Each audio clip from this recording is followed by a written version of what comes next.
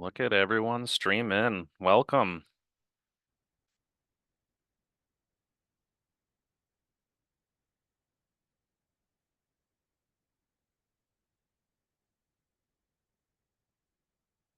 Awesome. Welcome, everyone.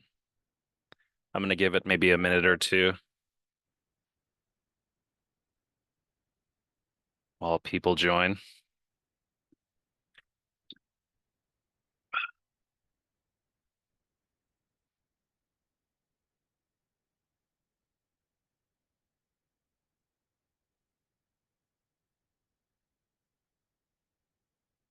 Welcome. Wow. 61 people so far. I've never done a live Twitch stream before, but I guess this is what it feels like. The dopamine hit of all these people streaming. Awesome. My name is Sergeant Jason Upton. I'm a recruiter out of the detachment in Kingston, Ontario, but I'm helping out from everywhere from Cornwall to Brockville to as far west as Trenton, Ontario. But I know you guys are from anywhere from Ottawa to Toronto, maybe beyond. Awesome. Sweet.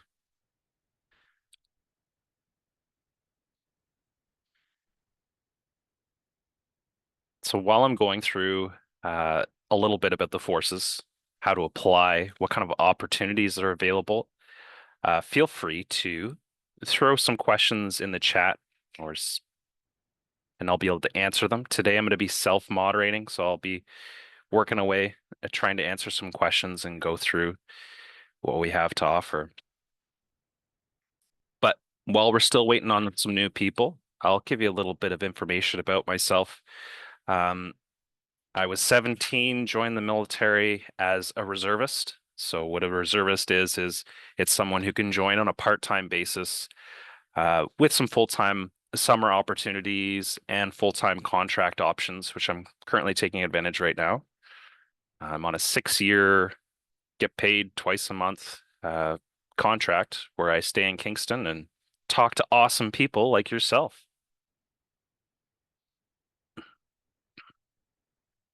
And I joined as an infantier.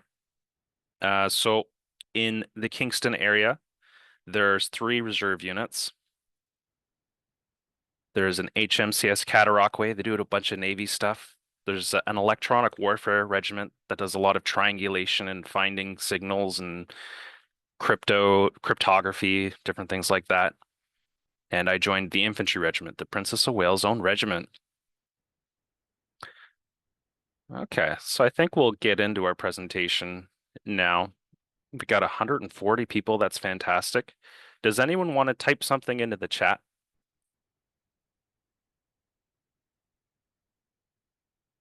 Can anyone type into the chat?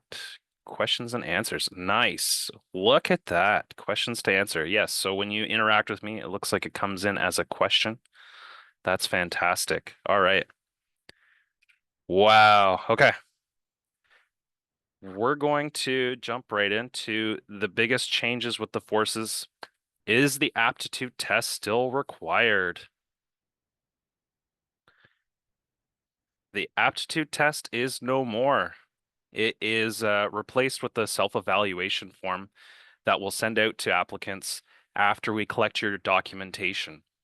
So what you do first is you go online, you take a look at your occupations, and I'll go over the website so you can kind of see and locate all of the opportunities for you. But long story short, we're doing a personality inventory now, a self-evaluation form that you guys are going to complete online, and the interview. Those 3 components are how we're going to be selecting everyone moving forward. What's better, Army, Navy, or Air Force? I can't answer that unbiased. Air Force seems pretty good. But another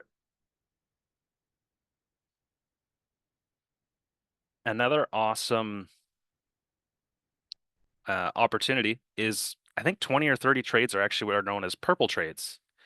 And that means, say, for example, a material management technician, they can serve on a ship, they can serve on an Air Force base or a military base, an Army base across the country. Awesome. We got some yo. Awesome. You guys have very focused questions already, and I'm loving that. Maybe I'll go more in depth instead of a broader approach, but I'll definitely get the broad approach showing you the forces.ca website. Does the reserve offer credits during the summer? They offer salaries, full-time summer employment. So basically, whatever the daily rate is now, we can jump into that. There's two exhibitions here today. One in the first hall, that's where I'm going to be at with my team. There's also a Navy Reserve unit in Ottawa called the HMCS Carleton. That's in Exhibit 2. But you get money over the summer. You don't necessarily get credits. The way the reserve force is structured is that it's structured in a way that you can do full-time summer employment and it doesn't impact your high schooling or college or university education. And then throughout the school year, you're going to have opportunities to serve maybe Thursday nights, 1 or 2 weekends a month. Oh, we're doing a March break exercise here. Hey, we have a 60-day contract here, 3-year contract here. So you can serve with as little as half a day a month or a summer stand down. You might not be working in the summer if you don't want to, all the way up to a full 6-year contract like I have myself. Awesome. You guys are so engaged. Okay. How long does it take to get approved for NCM STEP? That's a very focused question. Uh, so the way the NCM STEP works, let's start sharing. For most of everyone here, I'm guessing you guys are in high school, and there's 3 options to get into the military. As I was going through before, I myself am a reservist, but there's a whole regular force that's like 2.5 times larger than the reserve force as well across the country. Once you've figured that out, actually, let's just go ahead and show you where all the reserve units are across the country here. So I'm going to step away from the questions and go into present mode for a little bit, and then I'll jump back to the questions here.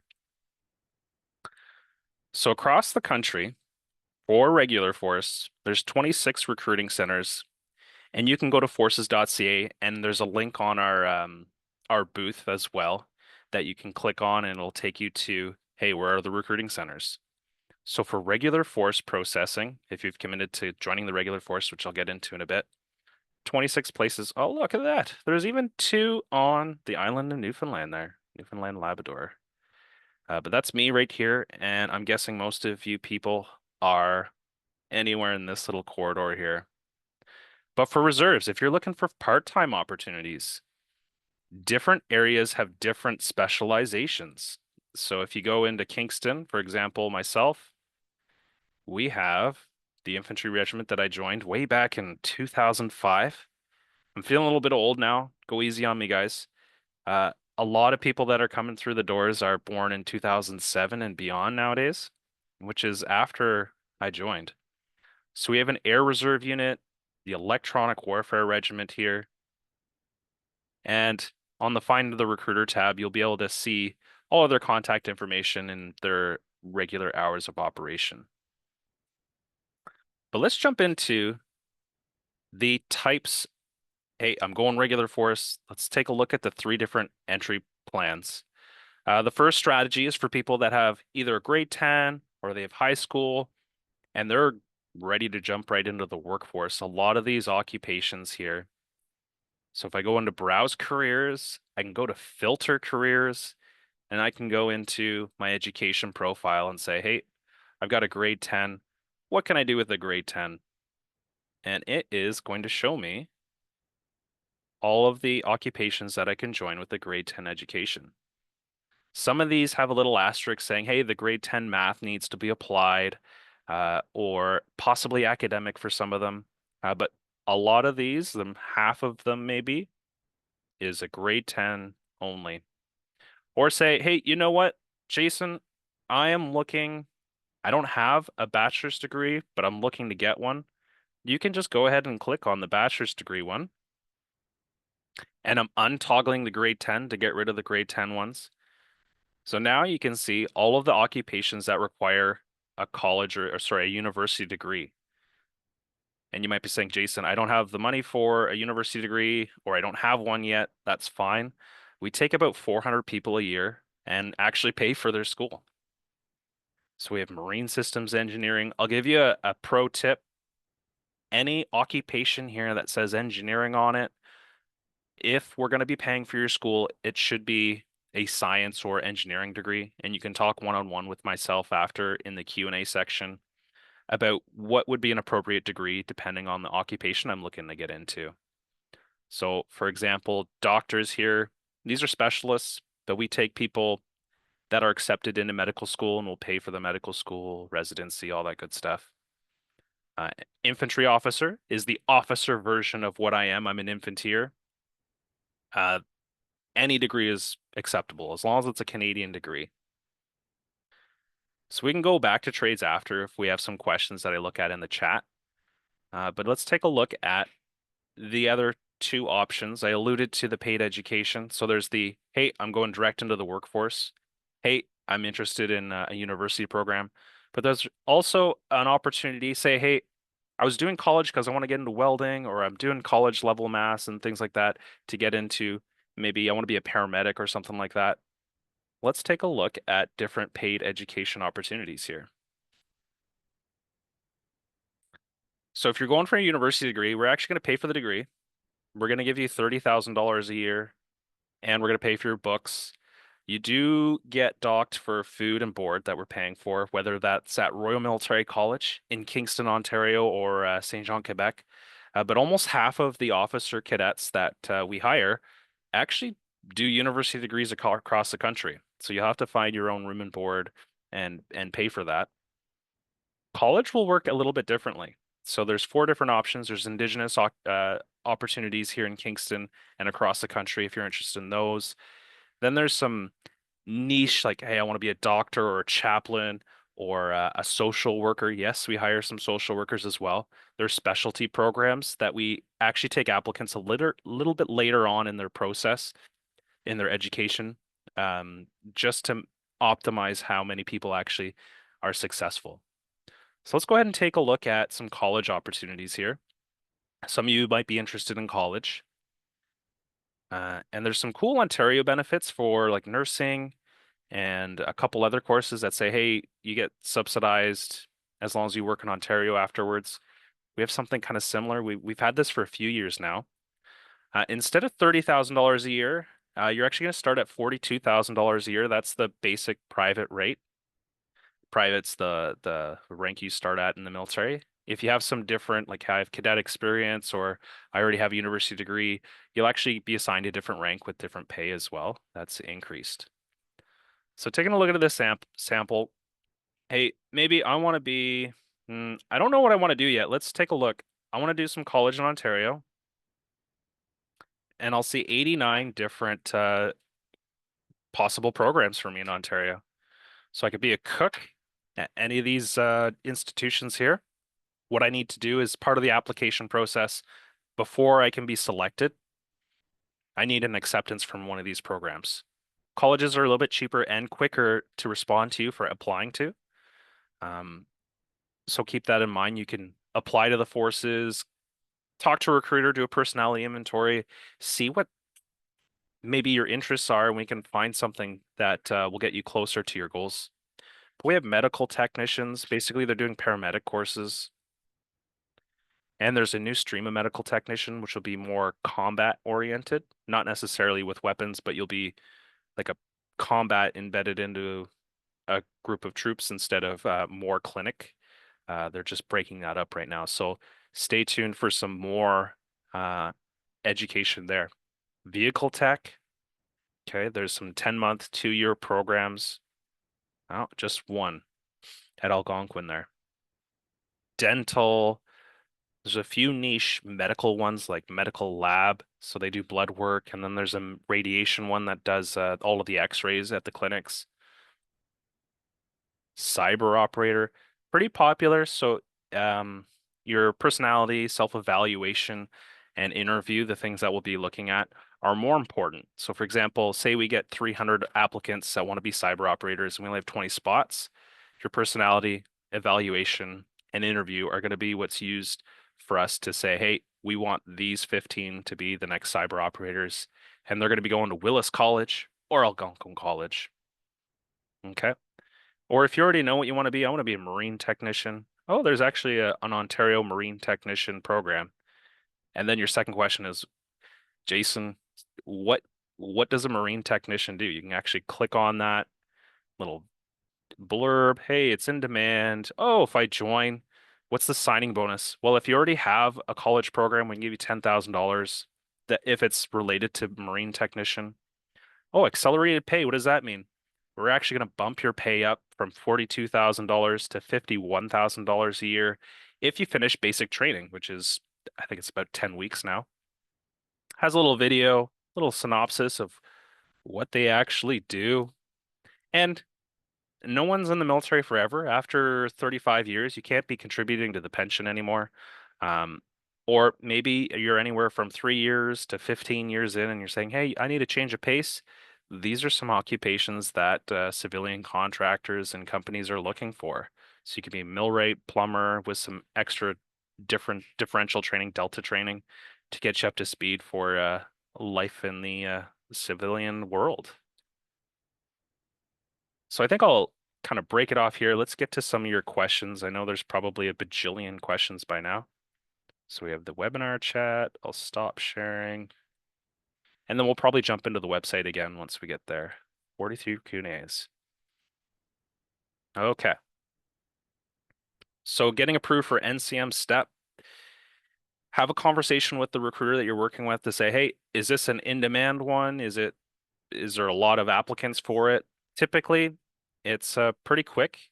What you can do, I don't necessarily recommend it, but say you accept and you join the program and you're not hired yet. What happens? Well, you could be out of money for paying for the program, but if it works out with the recruiting center saying, hey, you'll probably get enrolled in the next 2 to 3 months. When you get enrolled, if you're in that semester, we will cover that semester and then the other semesters going forward for your college programs. Okay. So for everyone who wrote the aptitude test, be prepared to also be sent a self-evaluation link. It'll be a SEAF, SEAF. Fill that out. So when we get to the competition list, there's going to be some people that have finished the aptitude test, some people haven't. So we're going to try and measure people on the newer system. Another bonus is for the people that were unsuccessful for the aptitude test, there's a new opportunity now, especially for some occupations that we might have trouble filling sometimes, to do the self-evaluation and still make it further in the process. So if you have some friends that have already applied and they didn't quite make it, talk to them, or I'll talk to them probably like March, April, May. I'll probably be doing a sweep of all the applicants in the past that didn't quite make the cut, but might make the cut now. Is there a criteria to getting into Royal Military College? Yes, there is. All right. So if you're looking to get into Royal Military College, I encourage everyone who's going for what's called the regular officer training program. That's the one where we pay for a 4-year university degree to also apply to civilian universities because there's only like 200 to 250 bed spots at Royal Military College. And that college, they call it a college, but it's a university.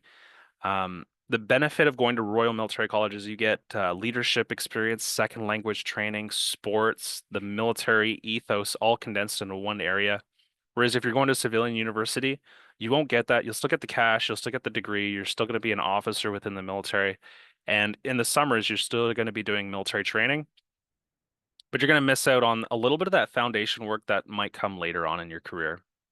But to get into Royal Military College, this year they're looking for arts program. We're looking for your best 6 marks, and one of them needs to be a data management or calculus and an English. And then they're looking at the other 4 marks. They get scared with anything under a 65, and the averages they're looking at around a 75%. If you don't meet those cutoffs, but you see another university across the country that will work with your cutoffs, before getting into the competition list, if you show us, hey, I got into Queen's University with, I know you didn't like the 63, but Queen's said they'll accept me into a psychology program for a year. we'll say, okay, yep, and we still have 13, I don't know, infantry off or we'll say artillery officer positions. You might get selected, and you'll get to go to Queen's, maybe Carleton, maybe some other universities across the country. So 75% average, 65% below, or if it's all college courses, you're not quite suitable to get into a university program. For members in Quebec or some specific instances, we might send you to Saint Jean, Quebec for like a prep or upgrade year, but that's not as common right now because we do get a lot of interest in, it could be like $20,000 a year for school. And if that's just free, that's pretty sweet. So we're getting a lot more of all those applicants. So make sure those marks are great. And then I had a segue there. I think we'll just drop it. Okay, we got some people saying, "Hey, Air Force is the way to go." It is like called the Chair Force. It's pretty easygoing. Depending on the occupation you select, say, "Hey, I want to be an air weapons systems technician." The guy who does the missiles on the aircraft. That goes on jets, and jets are specifically in a few military bases across the country. Whereas if you select, say, something like an aviation or an avionics systems technician, and you're like, "Why are there so many trades?" There are a lot of trades. Feel free to ask me some questions later on them, but they really do specialize in different things. So someone does the radio, radar, communications equipment on the aircraft. They're the avionics systems tech. They need a little bit more math because it's more technical. And then you have your aviation systems technicians. One of the people at my booth, they're an avionics systems tech, so they'll be able to answer some more niche questions you might have. But then you have the air structures tech, a little bit of welding, bigger parts of the aircraft. Um, but all of those three occupations, and not air weapons systems tech, you can be deployed at like, oh, Trenton Air Base or this air base or this air base. So you have more lateral movement. When you join the forces, as a reservist, why I chose the reserve force is for 7% less money, they don't post me, or the military doesn't say, "Hey, we need your skills over here in Wainwright, Alberta." They don't do that. So I'm taking a 7% pay cut for that privilege. But if I was regular force, I would still get a career manager. They would say, "Hey, Jason, where do you want to go? Here, here, or here?" I'll say, "Okay, if I need to go to one of these places, maybe I'll go to Petawawa or Ottawa for a bit." How many years does it take to get in? Or the caveat to our subsidized education. For the college programs, you see, hey, this is an 18-month course. The catch is we're looking for 36 months of obligatory service. So you have to serve the military for 36 months if you're taking 18 months of subsidized education. If you're taking a 4-year degree, 8 months of it is schooling per year. So we're 8, 16, 32 months of the school. So we're looking for like a 64-month obligatory service, a 2-to-1 ratio.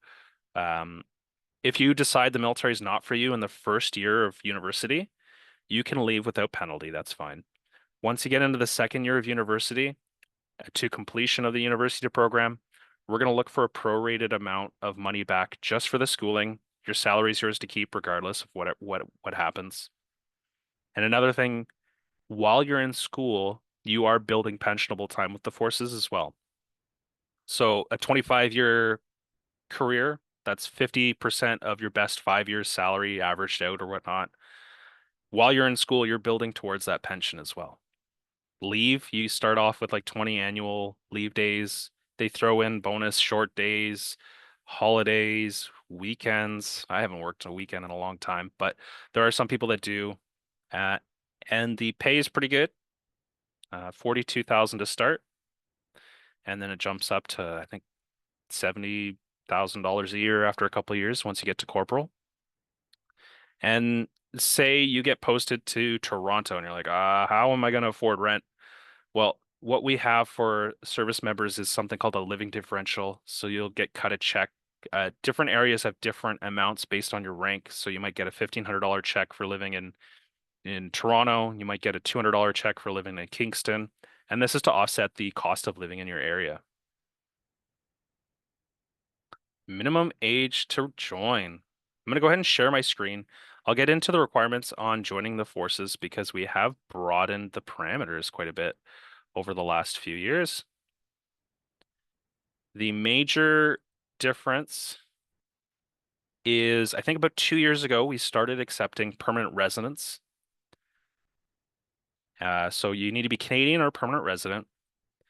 And I think 3 months ago, we had an issue with our security screening and how we do things with that. And that was really bottlenecking permanent resident experience through the recruiting process. But this security requirement is now going to run in conjunction. So everyone does this security requirement.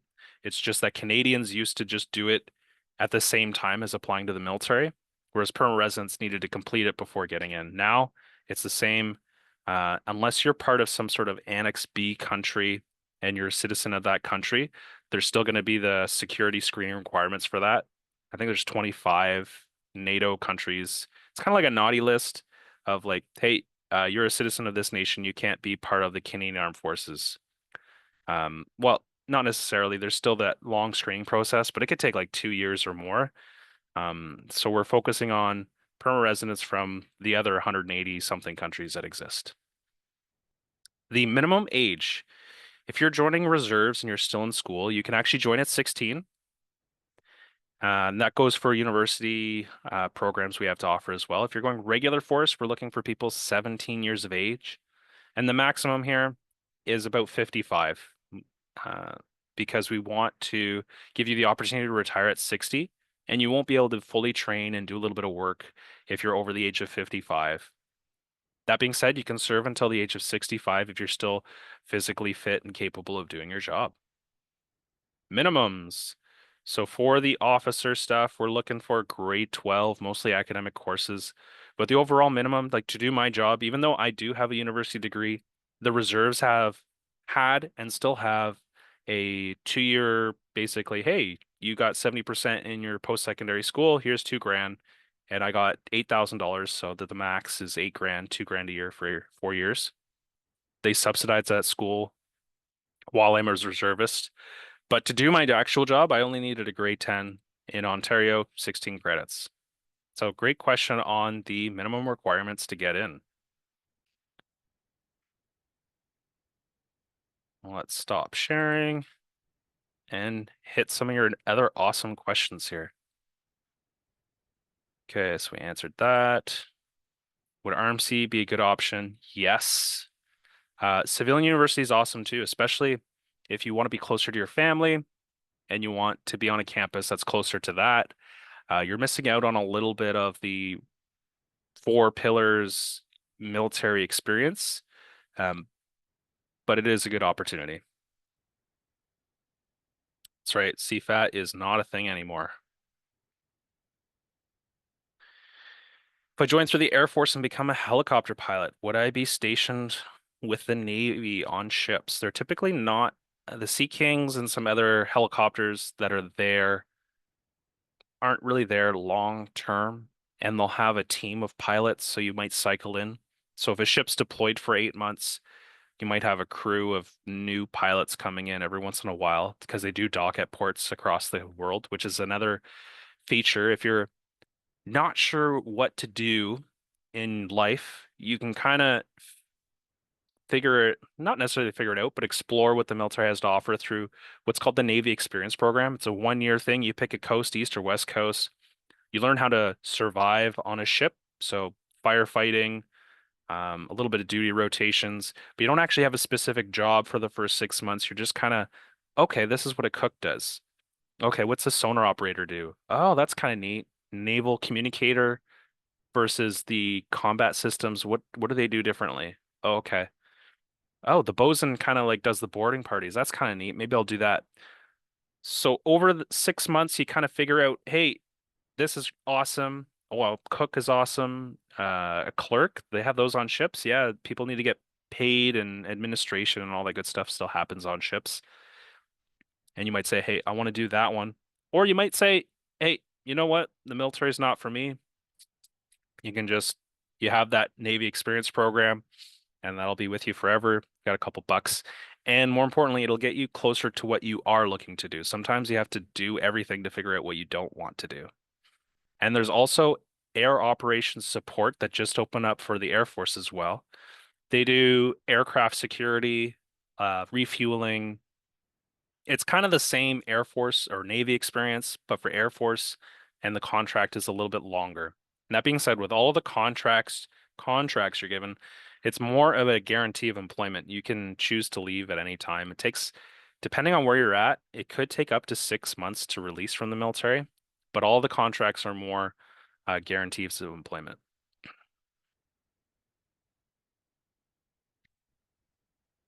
Medical Officer Training Program. Purple Trade, you get to pick your outfit. And for doctors, we can just make the spots up. Go online, take a look at all the different uniforms. We just got kitted out with new uniforms. I'll stand up here in a second. It's like a tanner outfit. This is what the Army one looks like. Oh, I have disappeared. But there's a black one for the Navy, and the Air Force are, if you're not operational, you're kind of wearing this one as well.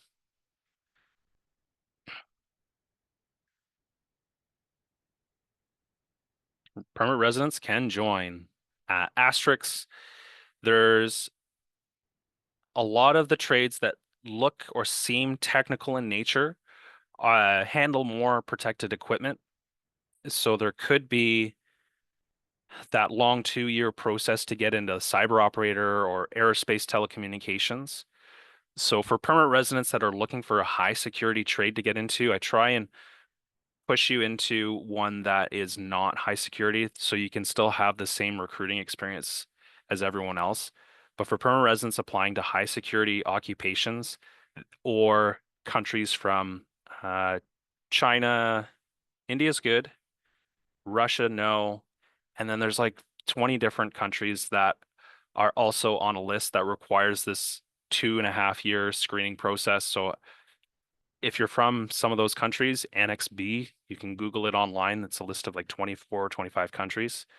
Um, but that being said, permanent residents are good to join now. And they have been for about 2 years. You don't have to start out as a cadet to join the military. Um, we used to give people a 6 month pay bump to their next incentive if they have a cadet service number with some leadership experience. But the new accelerated pay opportunity that we have, that just bumps you up in pay the same way in like 2 to 3 months. So you no longer need to be a cadet to get a leg up on the military. But it's nice to have, especially for the interview component, if you can show us a lot of the trades are just abbreviated interviews. But if we're subsidizing your education or it's one of those that require a full interview, having leadership or job experience that's applicable will help you once you get to the competition list. How do you join the armed forces? Forces.ca, right here, maybe. I'll do this just in case it's mirrored. Forces.ca, apply now. And then online, it'll ask you for your address history, some references, what you're interested in doing, and that'll link you up to your closest recruiting center. So if you're in uh, Belleville to Brockville to Kingston to Bancroft, you'll probably see me or John Ingram or one of the other people at the office. That'll help you get through the process, which is you do the online thing, you come in, you do the personality inventory. It takes like 20 minutes, 49 questions on a scale of 1 to 7. And then we'll do the confirm your education matches up to what you're looking to get into. We'll send you the evaluation form so you can say, hey, I went to school, I was a top of my class this year, I do 20 minutes of running a day or something like that. We'll look at it and then book you in for a medical interview. We'll do the background checks. For people under the age of 23, you don't have 5 years of reference or job history because, hey, I'm still in school, and that's fine. So we probably won't do the reference checks as long as you're not bankrupt or have failed more than 3 courses. And if so, we'll do that with anyone that's 24 and over anyway. And then it sounds like a quick process, but it's about 4 to 6 months depending on the occupation. And if you're going for the university programs, now until January, February is when you should start applying. And then by April, May, you'll know, hey, I've been accepted. Awesome. I'll hire you in June. You do some fun military stuff over the summer, and then you jump into your education and your studies.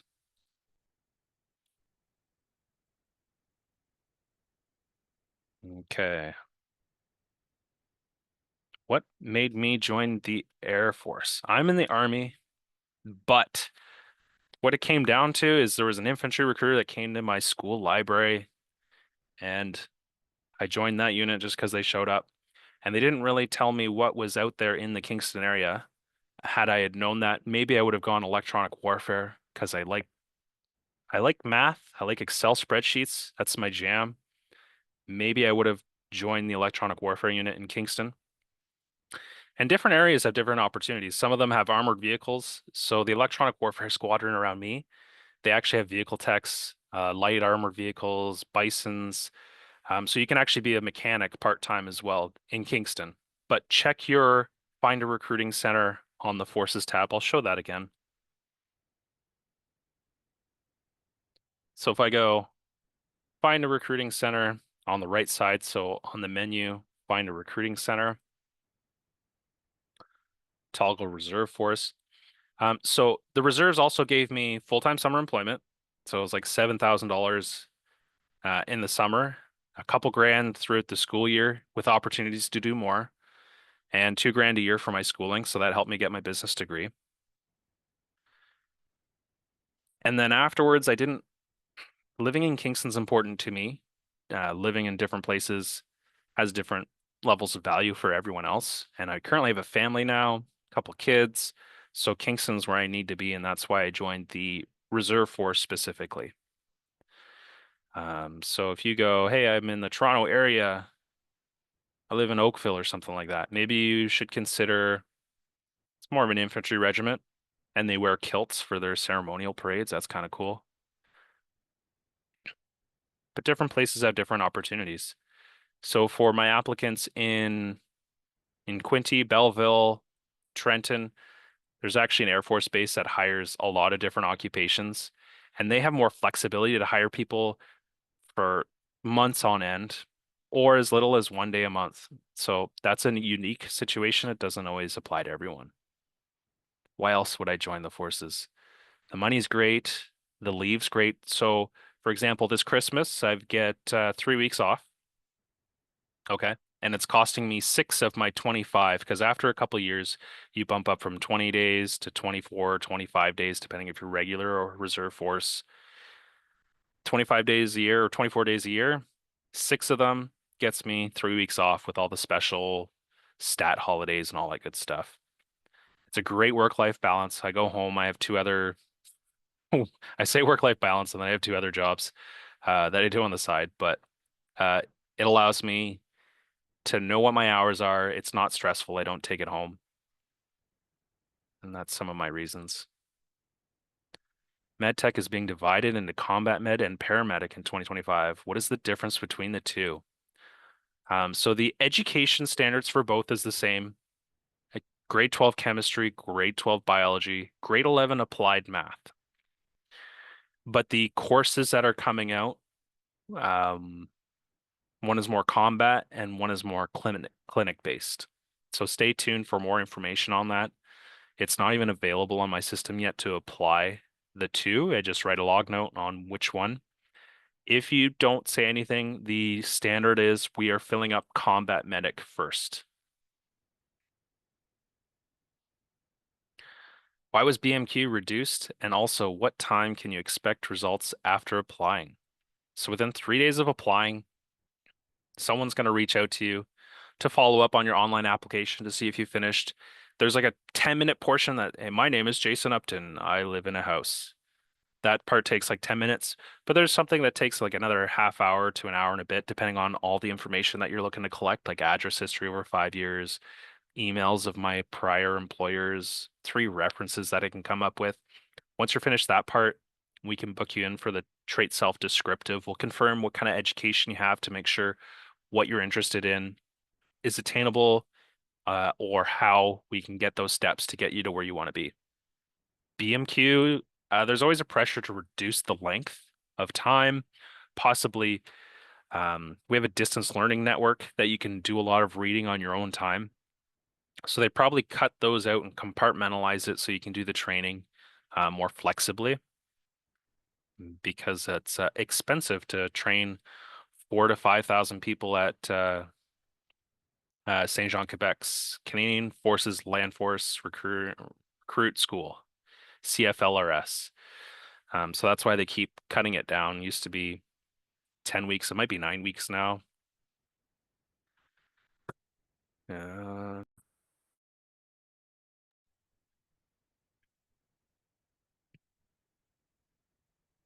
will there be BMQ changes over the next few years? Hmm, that's a good question. We're trying to increase the strategic intake plan across the country. So say we want 5,500 people this year, we'll want 6,000 next year. But as I mentioned earlier, uh, Saint Jean, Quebec can only accommodate like 44 to 4,500 people. So the locations of your BMQ will probably change over the years to absorb that extra number that we're going to be taking in. They've already stripped a lot of the training out, so I can't see it being shortened at all. So that's just me speculating. So I only think it's the location that's going to be changing.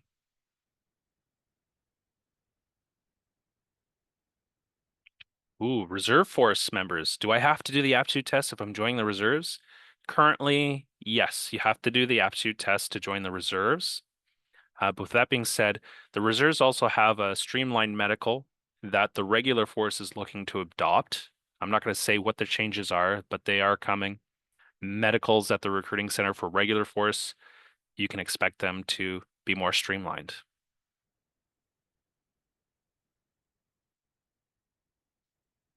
Would you recommend going to RMC after high school or just joining straight up? That depends on your goals. For me, I did think about joining the regular officer training program, being an officer. If I did that, what did I'm not great at math. Well, I am great at math. If I joined in 2005 and I did 25 years service, I'd be able to retire in 6 years, but I didn't. I valued the location and stability of my life more. So now I got to work 11 more years. So it depends on the person. So earlier on, I was scared of commitment, but if I just joined up, I would almost be done my career, but I'd be in a totally different place too. And so I'm happy with my decision, but your decision is your decision. So for getting into a job and working, I would say go straight into Royal Military College right after high school. That's my recommendation. If you're going to do it early. We also take officers that already have a degree that they got on their own. That's an option as well. They're called direct entry officers. You jump up, you don't sign up and get paid as an officer cadet. You get paid a higher salary to start because you already have the degree. That's something that the military doesn't have to pay for. That's a good question. Brings me back to memory lane on when I was at that decision point. Would I have changed it? Maybe. Maybe. Does the Canadian Armed Forces Education Plan only cover if you want to attend RMC, or would it cover Queens? It covers 200 people are getting paid for university across the country, not at Royal Military College, and not even at a university as well. There's now college programs that we're paying for, and we have been for the last couple of years. That being said, the Cook one that you see there, we changed that number from like 0 to 20. It all depends on the year. So I think this year we have a handful of cooks that we're paying for, but you only need a grade 10 college to apply to it direct to get in. So this brings up the point, Jason, if I can just get in with a grade 10, why would I want, yeah, sure, you can pay me to go to school for it, but why can't I just jump in and be a cook? You can be a cook because it's hard to train the amount of cooks that we want. We kind of offset a few of them. Hey, go to, is it Loyalist in Belleville? Go here for 2 years. We'll train you up. That'll give you more certainty on your training progression. So you know, hey, I'm joining up in June. I'm going to do some basic training, learn to put some boots on, fire a rifle, wear a gas mask, do some first aid. Um, And then I know in September, and for those 2 years, I'm going to be going to school. Whereas if you just join up, yep, you're going to get the basic training right away. We're going to send you to Saint Jean, Quebec, but there's a chance that they're the cook course in Borden. So every occupation that you look at on the website, maybe I'll share the screen again. I'm going to share the screen again. Here we are. Maybe I never stop sharing it. But if I go, hey, I want to be a cook, where is the training? Tell me what is it going to look like?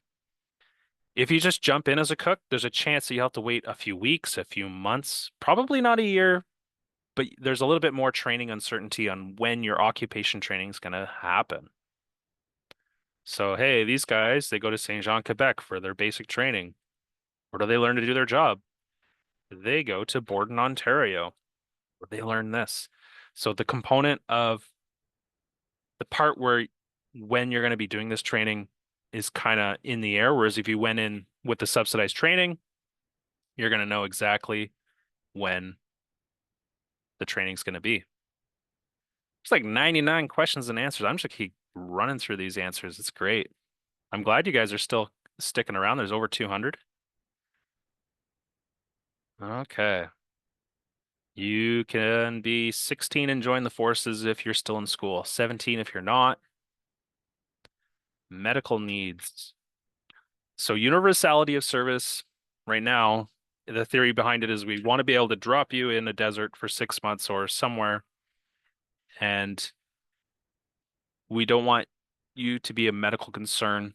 And that could be something as, hey, I need vaccines, or I need to take diabetes medication, or I need to see a specialist every 3 months. Or it could be even myself. I had wisdom teeth, and they said, well, you're 35. They could come in, and that could pose a risk if you're deployed, so you're not dag greenable. So that could be a medical concern, not to get in the military, but to be deployable. So we want you to be deployable when we're hiring you. If there's any concerns that that might not be the case, for now, that's what we roll off of. And there's lots of resources online to see like, hey, do I need to be able to see? Do I need two hands? So provision category, we'll measure you at the medical step. Provision category, so pilots need to be able to see better than an infanteer. So I can have classes if I need them. It just depends on the uncorrected minimums. So if I'm totally blind, I can't be a combat trade, but I can be one of the support trades. And this goes for color vision. So a sonar operator needs to be able to see the color green. You need to have a healthy heart. You need to have different aspects, and the medical will go over that with you. So if you're applying to Royal Military College, you actually apply for the forces.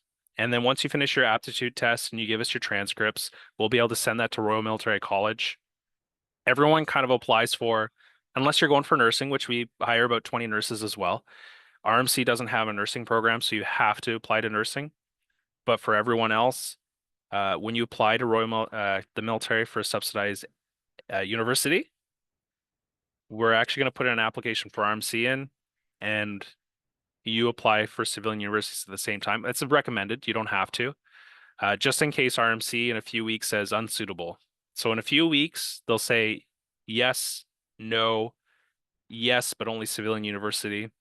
So they'll give that within a few weeks, but we won't know how many applicants we get until like March, April. And we're going to be picking the people with the best averages and scores and stuff like that first. So if you have high scores, there is a chance that we could say, jump through the rest of the hoops, you're going to get a job. It's like a eligible early offer kind of thing. So RMC, you apply just through forces.ca, and we notify them once you've made the education requirements and the other stuff that we're doing. Do you need to have any prior experience to join? No. No one knows how to fix the water salination devices on ships. We provide all of the training. We just need a baseline education of grade 10, sometimes academic or applied math in certain cases. We provide all of the training, and all the training that we can't provide, we'll pay for the school to get you to do that job through the subsidized training education plan and Royal Military College or some other regular officer training program.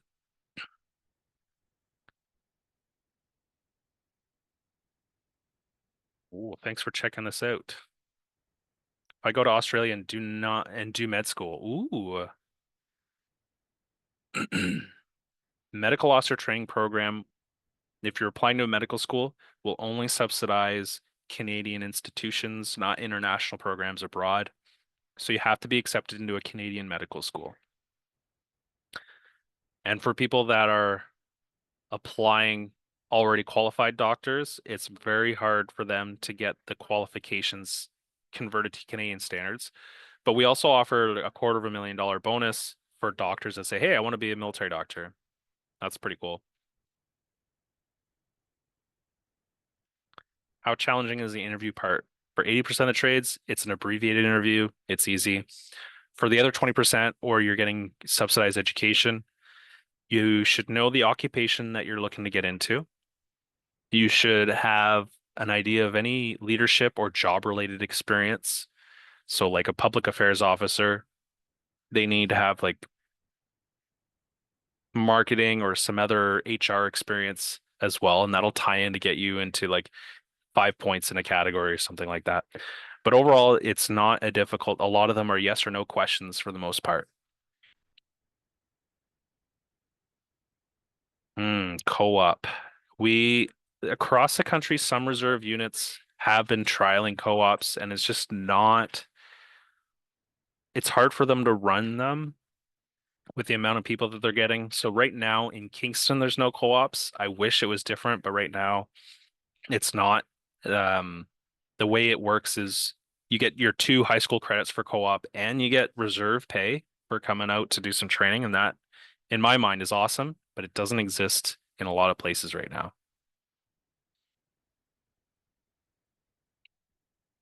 Mhm.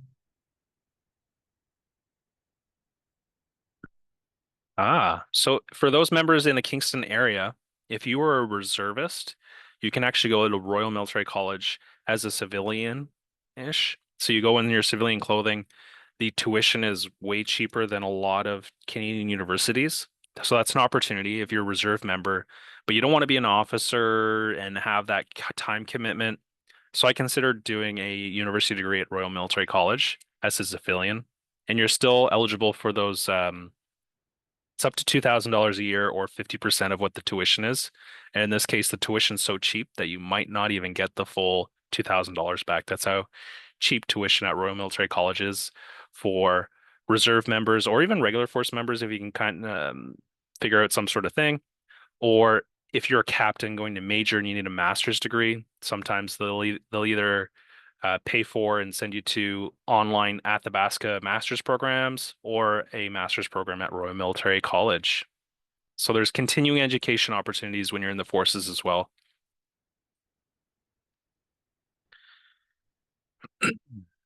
Yes, is it possible to complete airborne course through the reserves? Some of you are in Toronto. The Queen's Own Rifles is a reserve unit that offers jump course training. A lot of cadet units across the country, so you won't get paid nearly as much as a cadet, but cadets will actually do a jump course that's equivalent. It qualifies you to be a jumper. So Queen's Own Rifles in Toronto is the one reserve unit that I know that does airborne. So it's like part-time, like I do my McDonald's job 9 to 5, and then go to Queen's Own Rifles, do some jumps on weekends or some weeks. So yep, it's possible as a reservist. There's even a new occupation that just came out, airdrop support tech, ADT tech. They pack parachutes. Okay. And then once a month to make sure you're doing a good job, you jump out of a plane with the parachute that you packed, of course. So that's a new opportunity as well. It's probably the fastest way to jump out of an airplane within the forces, but there's no combat stuff attached to it. You will be working with like special forces because you'll be working on those missions and making sure that they have it's not just parachutes for people, but there's equipment that gets dropped out of aircraft as well. Most likely not very accurate question to ask, but can you still be a cadet and serve in the reserves? No, no, you got to pick one or the other. I joined as a cadet for a day and then asked them when I was gonna get paid, and they said you don't get paid until maybe the summer on a weekly or monthly basis. I was like, No, I'll just wait till I'm 16 or 17, join the reserves force. That being said, there's still a lot of valuable experiences that you can get with the cadets, but you can't do both, nor would you really want to once the reserves is an opportunity for you because it's kind of it's real training that you can use to defend the country, and you get that with the cadets, but it's not like an official like flow through transferable skill. Paid education. It's about 400 to 600 because there's college programs as well that we're covering. But yeah, it's about 400 people are going to get the university paid for, maybe 500, and then another 200, maybe 300 for college programs. And that's so the total might be six, so maybe 1/6 of people applying are getting subsidized education. And that's me like making an estimate. How hard is it to get into the medical officer training plan? It is super easy. Asterisks if you get accepted into a medical school. Uh, Doctors in high demand with the military. If you show us, hey, I have been accepted into a medical school at Queen's, you're going to give you a $50,000 signing bonus for being accepted into the program. You get a different set of pay. So on the pay scales on the forces website, you can go CAF pay. There's a different tier of pay for doctors once they're already in. You get paid for the med school, residency. So we pay for that. We pay you 60,000 or more to start, and the bonus. So it's quite attractive. And the penalty for leaving early, I think it's just a 1-to-1 ratio for training, instead of the 2-to-1 ratio.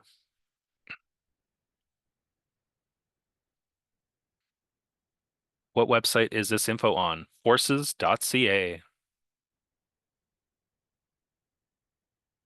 Yeah. I'm just going to keep answering questions. Thanks for coming out. There might be some more presentations coming up, so feel free to head out. I'll keep answering these questions for as long as I can. But thanks for coming out. Forces.ca, check me out at the exhibit booth. There's also a Navy one and exhibit 2 for the reserve force at an Ottawa unit.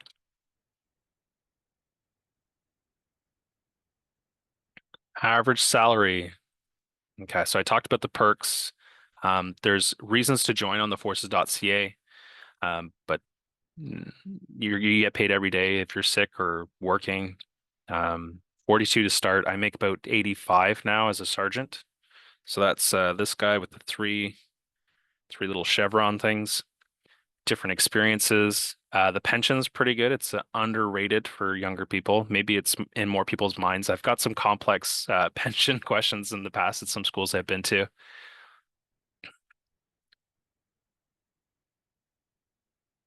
Special Forces operator. So internal, there's CAN SOFCOM.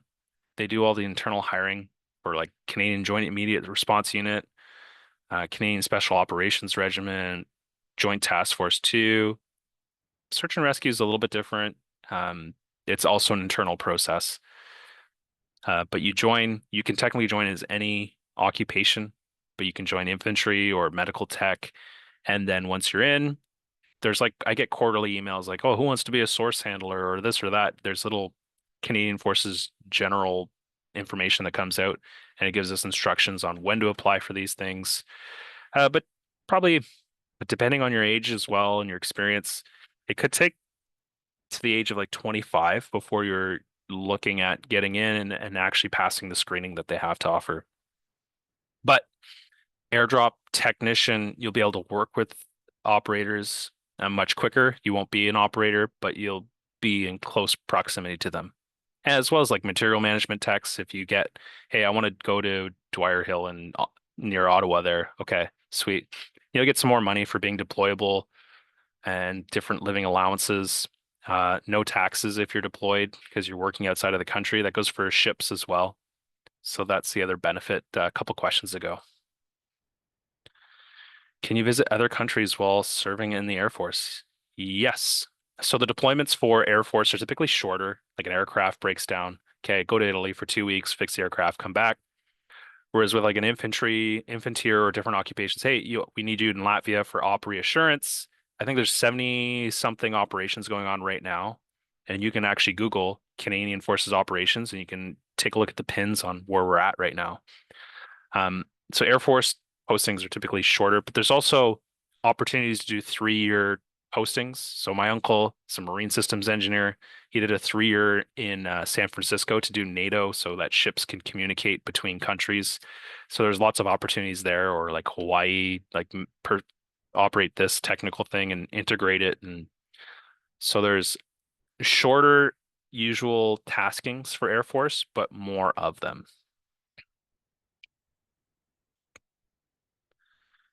What do cyber operators do? That's a great question. Um, I don't know if they do offensive operations yet, but defensive, like protecting our networks. It's a newer trade. It just opened up about 2 years ago, and I'm excited to see what our capabilities will be in the future. ROTP in a civilian university. You join as an officer cadet, regular force. You get paid. I think you have to show up in uniform to your classes, and during the summers, you do summer training for your specific occupation later on. But in the earlier years, you're still going to learn how to do a little bit of leadership, how to put your boots on. But in the school year, it's like, hey, I'm a student. And you wear a university, or sorry, an outfit, and you go from there. Officer cadet, and then there's officer cadet one, two, three, so your pay will go up over that time as well. If I ever get an engineering degree at RMC or a different Canadian university, what rank would I be when I join? Officer cadet, and then you go second lieutenant, lieutenant, captain. That's like 90-ish thousand. Once you get there, that takes like 6 years, but I think that clock starts ticking on year 4. Once you're done the degree. School outside of Canada not paid for. What is the part-time dates? Part-time dates, go see HMCS Carleton in Exhibit 2. But in Kingston, some reserve units work like 7 to 10 p.m. on Thursday nights, 1 or 2 weekends a month, and you'll get paid on a half day or full day instead of a contract monthly salary.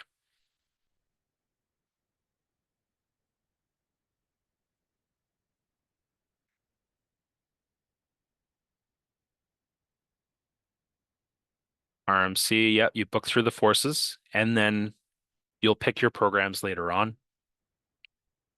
The best time to apply for a Royal Military College or regular officer training program is anytime September, which is when the portal opened, to about January, February. Anytime later, especially if you're going for a pilot or something like that, they do air crew selection, which takes a little bit more time. We can't guarantee that we'll get you onto the competition list and selected by, they do a bunch like, hey, these guys are ready in March, April, May, but everyone gets hired around June, mid-June. So mid-June is when we hire. Apply now until January, February, March, you're probably too late. But you can do just a year, wait till next September and do something else in the 1 year if you want, if you missed out on a year or you've chosen to maybe travel. Just don't travel for more than 6 months. If you travel more than 6 months, there might be some extra forms, some police checks that we'll need from foreign countries. Some people like to backpack for a couple months, that's fine, but more than 6 months, then we have some extra questions. Not the end of the world, just a little more work on your end. Oh, the best way to become a pilot, the regular officer training program. If you already have a degree, they're lower priority because they don't have the military foundation that we're looking for as much. So we lie heavier on RMC students. So if you don't have a degree, that's actually better that we get you that degree. The competitiveness is tough. We'll probably get like 300 or more pilot applicants and like 20 spots. We're just waiting on the F-35.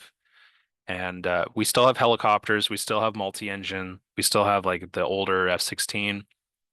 But once we get the new aircraft with the training, we'll be able to open it up. But right now, it's just hard to keep up with the training requirements, and we just don't have the spot. So it's like 15 to 20 pilots a year. So do well on the personality, self-evaluation. Aircrew selection testing is like multitasking with the joystick, short-term memory. So you can work on that too to make yourself more competitive. Seat cadet since 12, planning on staying until I'm 19. How much can this boost my career? not much. I'd recommend maybe trying the Navy Experience Program if you're not sure what kind of occupations you would be interested in. But if you are, there's nothing stopping you. Finish your high school, jump in, or join a reserve unit like HMCS Carleton's in Ottawa, Kingston, we have Cataraqui, and different areas have different reserve experiences that are available, and you'll get paid for them, and it'll be applicable to like an actual ship. So I'd recommend making the switch if you're for sure you know that Navy is what you're interested in.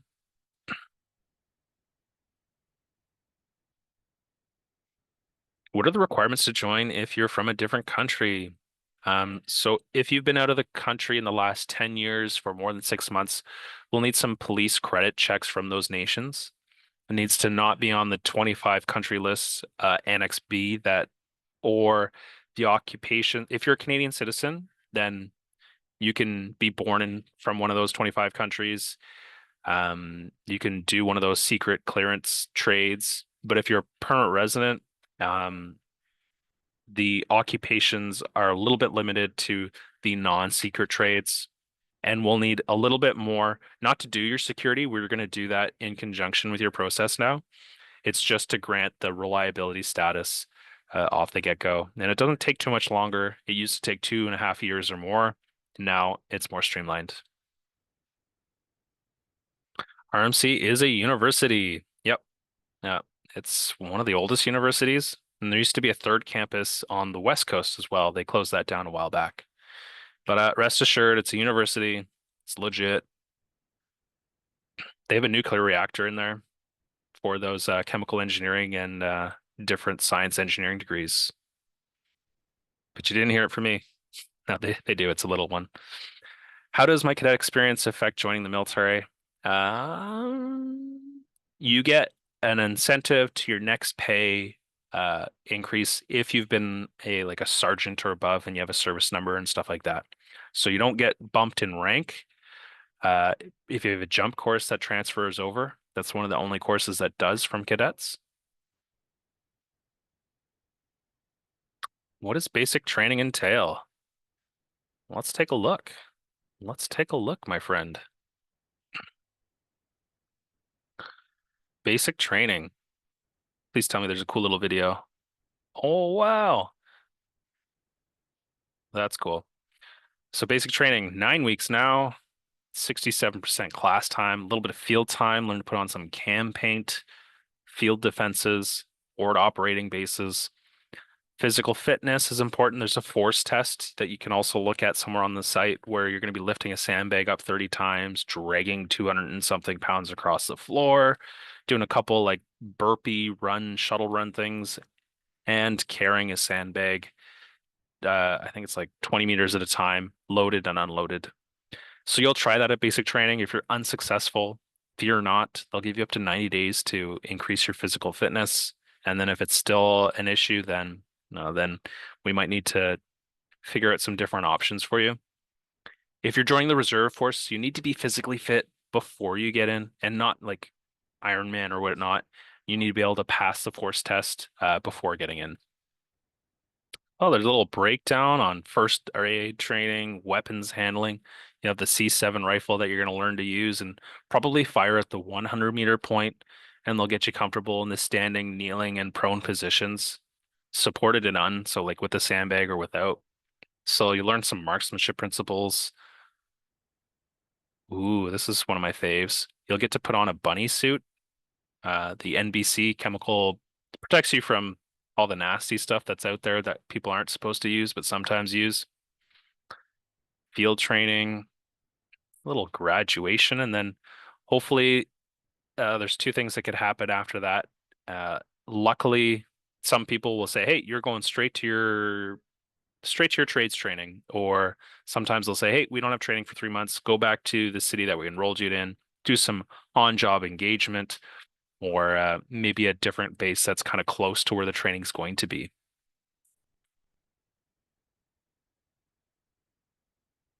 Man, we still have over 100 people. I'm just gonna keep going answering all these questions.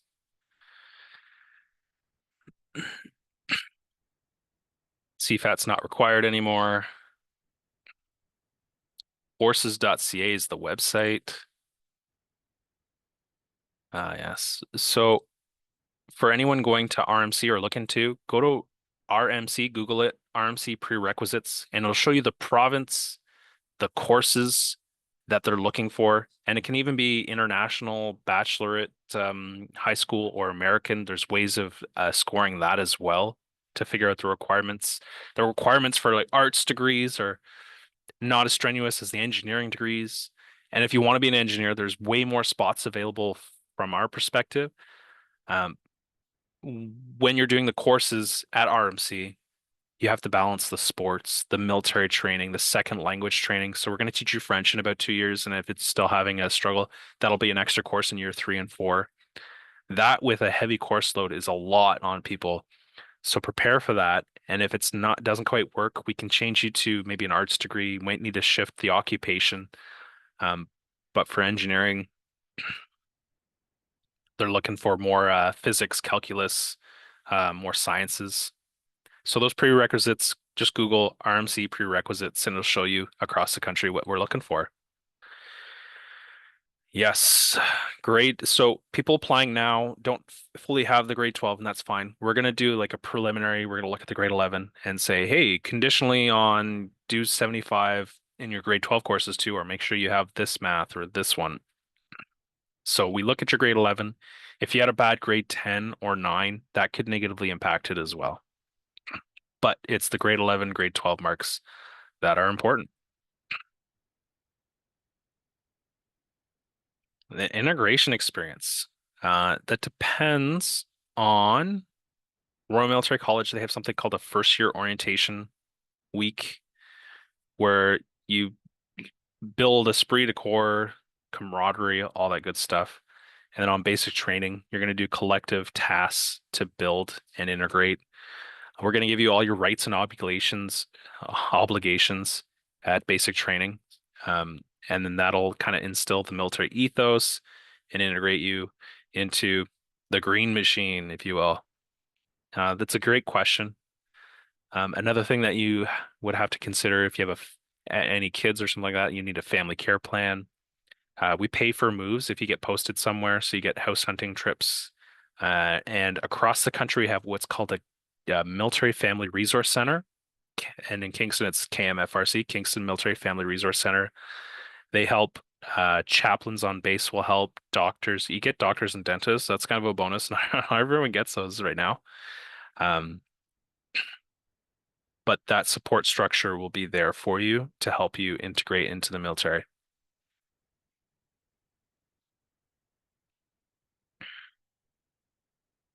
Okay, I have a question on response times from recruiting centers. That depends. Kingston's like pretty quick.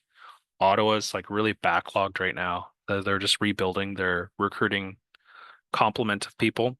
So that could be weeks. It could also depend on if you're applying for a not in demand occupation or a closed occupation. So, for example, logistics. If I reach out to you, I'm going to reach out to say if you're interested in other occupations. But some centers might just kind of work on the ones that are high priority first. So it depends on your occupation and the recruiting center, unfortunately. But people who apply here within 3 days, we call out to them, regardless of what they're applying for. That's Kingston in particular. How would I become a medical officer? Civilian university for your undergrad, so kinesiology or something that would prepare you for an MCAT or applying into med school.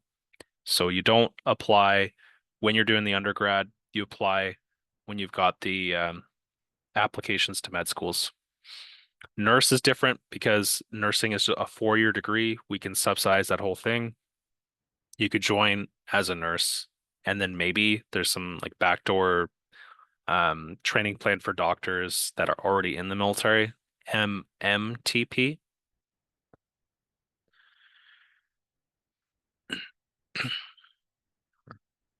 I'll just type that out and send it to you there. Does RMC have any band programs? Yes, I went to do a tour a year ago. They have a band program. It's alive and well. They also have a lot of sports, rugby, hockey, a little bit of basketball, a little bit of volleyball. Um, and if there's a club that doesn't exist, you can part of your leadership is you can make that club. There's like windsurfing, woodworking, a lot of different clubs. But yes, they have a band. Does RMC look only six highest marks? Yes. So they'll make their assessment and look at the highest six.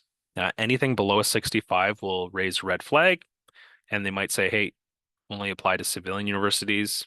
And you can call us during your application time, and we can say, hey, yep, they said arts, science, or nope, civilian only, or yeah, you're good for all three streams, and then have some ideas of some occupations earlier on.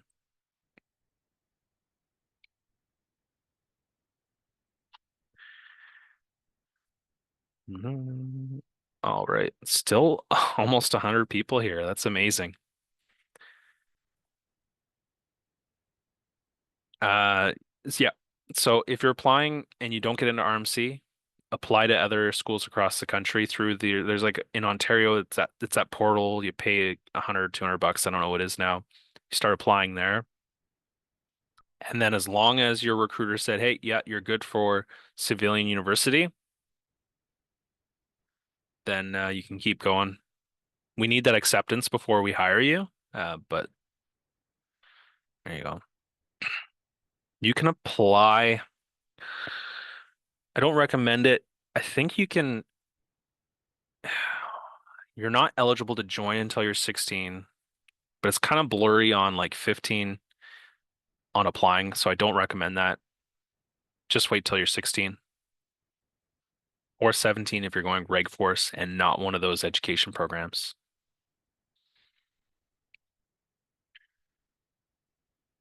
All right. Yep.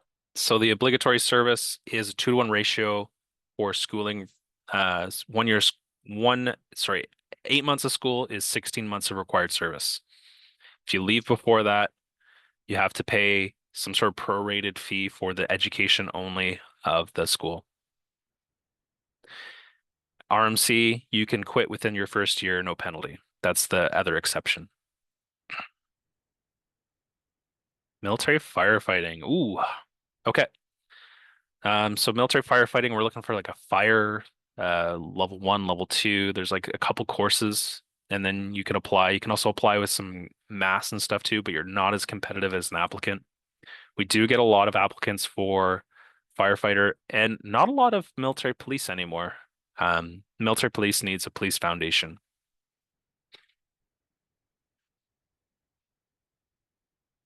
Working during the summer as a high school student, contact a local reserve recruiter. So on the forces.ca, find a recruiter, toggle reserve force, and then look at your map of your local area and make some emails to see what their training looks like. So in Kingston, the infantry unit, they have basic trainings that run alternating weekends. They have basic trainings that run for like 5 weeks in the summer, and it's all designed to work around the school year.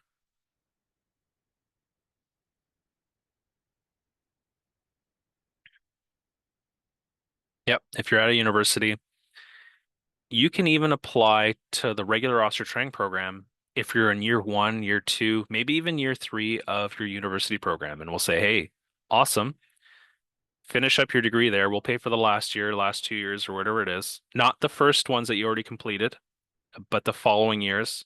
And you can join the regular officer training program as like a partially educated person, or maybe you ran out of money and you want to keep going, and that's a way to do it. But there's loan programs in Ontario that are pretty good and robust that can help out.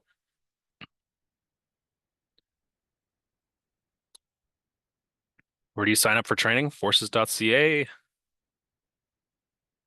Awesome. Basic training for Air Force, there's a 9-week basic training, and then the environment training is different for every environment. Air Force is like a week or two. But the Navy does have you need to be able to survive on a ship, and combat, or sorry, Army, there is more of a defense basic recce stuff, basic field craft, more so than the basic training that everyone gets.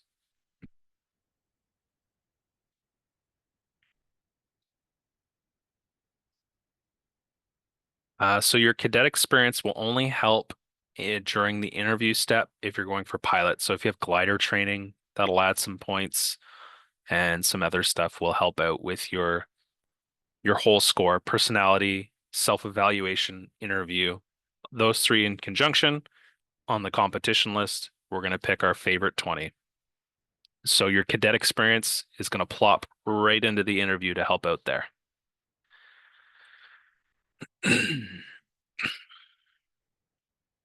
So RMC isn't actually going to say that you are, they might, but we also know they interact with our online platform that we use. They'll say probably within 2 weeks of you doing the assessment, they'll send out another thing for you, kind of like the self-evaluation, and that'll help them make their decision. So they might reach out to you directly, but they will post it on a place that we can see. So if you're unsure over like if it takes 2 weeks, 3 weeks, and you don't hear anything from RMC, feel free to give us a call and we'll say, yep, civilian university only, or hey, yeah, you're good for arts, science, engineering. That'll be through RMC. If not, we have that information as well.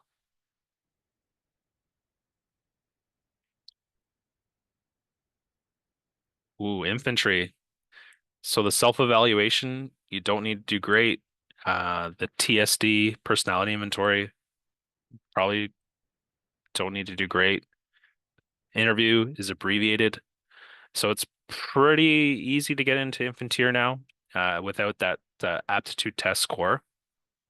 That being said, there is military training and there are ranges and maximum effective ranges and magazine sizes and some math.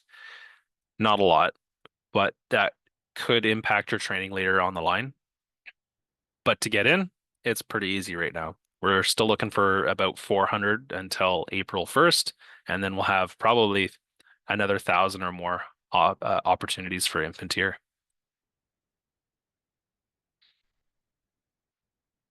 Gunner, tank crew, artillery, that kind of stuff. Grade 10, no specific math needed. High school is ideal, so you get extra points for ES, and that could come in at the interview. It's just a toggle that we do. But gunner, crewman, infantry, the amount of applicants and the amount of spots that we have line up very nicely. So the score is not so important, and it's not hard to get in because they kind of balance each other out. How often does someone in the army get deployed? Mm, so if you do it in the army, get deployed, it's typically like a 6 month deployment, could be a little longer. And it depends on your family situation. It depends on the needs of the military. They won't typically deploy you twice in a 3 year period is probably the max. But typically it's more like, I don't know, once every 6 years. Could be more often, more frequently. I'm a reservist. I've never actually deployed myself. Reservists can be deployed, and when they are deployed, it's more of a, hey, I want to go to Afghanistan. I think that was like 2007, 8. Who wants to go to Afghanistan? I was in the middle of school, so I was like, I'm not going to do that. I'm going to finish up the school. A lot of my coworkers said, hey, I'm going to do a deployment. And there's deployments right now for reservists as well. They go make tax-free money, come back, and they can buy a house, a down payment on a house, or maybe a Dodge Challenger or something like that. Or you can do something else with the money. But those are opportunities for reservists as well. Regular force, it's more of a, hey, you have to. Oh, and then sometimes if you're not medically fit at the time, or you just had a kid, that could also affect your deployments. And volunteering, you can also volunteer to do more deployments.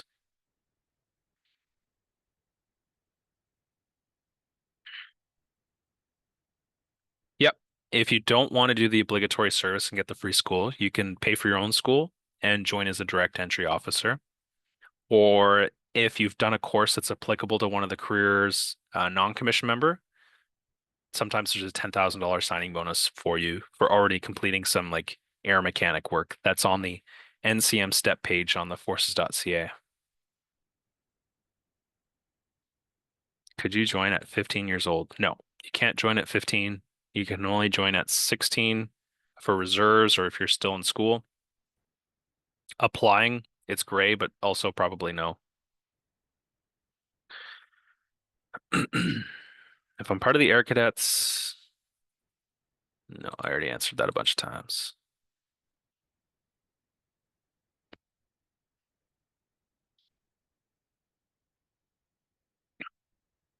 Yes, basic training is available for all environments, air, land, and sea. It's different places. Reserve units will do their basics in a different time frame or different location.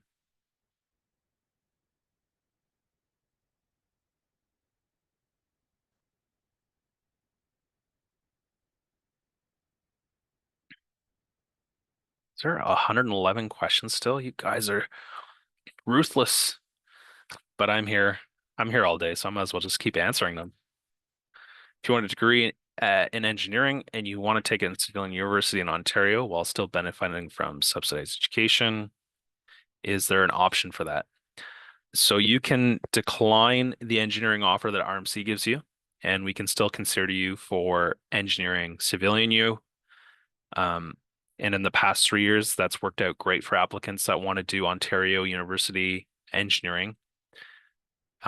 There's some new mechatronics things that don't line up with the occupation, so it depends on the specific engineering degree.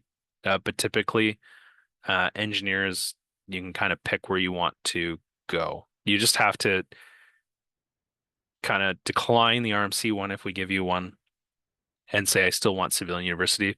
But by default, you're applying to civilian, sorry, by default, you're applying to Royal Military College, and then the civilian university is the backup, but it doesn't have to be in practice. That's a pro tip from Jason here. If you do the Indigenous Summer Program, it states on the website that it counts as BMQ. Yes. If I'm not ready for the forces, will it affect my application in the future if I would like to join? So the summer, there's like Bold Eagle, Raven, Caracajou, a couple other programs across country for Indigenous people to do basic training, a little bit of experience here and there. There's also 1 year in Kingston that's like a pre-university, and that's for about a dozen, 2 dozen people a year. And that leads into different streams in the military, both officer and non-commissioned member. But if you do one of those summer 3 month programs, you do have a basic training. Reserve units will take that 100%, and it's a it's a toss up. You might have to do some different Delta training to get the full. There might be another piece or two that they're looking for before they send you on to your trades training for regular force. Talk to your instruction staff once you're there. Reserves, 100% BMQ will transfer over. Going to regular force, including myself. As a sergeant, I have most of the training for a reserve sergeant, but if I wanted to be a regular force sergeant, I would need to do a mechanized component on 1 or 2 of the courses.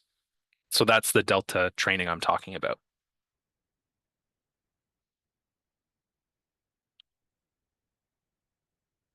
Yes, being an officer and being in the reserves. So there's a difference between officer and non-commissioned member. Officer is more of a leader, planner, organizer. NCM is kind of more of the doer. Having said infantier, no degree. Well, I have a degree, but I'm the non-commissioned member. There's like 30 of us in a platoon, give or take. And then you'll have an officer that's kind of overseeing it and doing the planning. But for the reserves, you still have your officers and non-commissioned members. Reserves operate more on a part-time basis. And it's not available to all occupations. We can't part-time pilot you by giving you 13 years of full-time training just so you can work 1 day a month.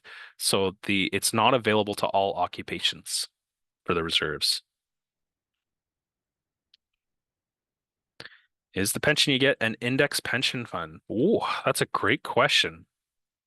So after 25 years, you're eligible for an immediate annuity, 50% of your best 5 years averaged out.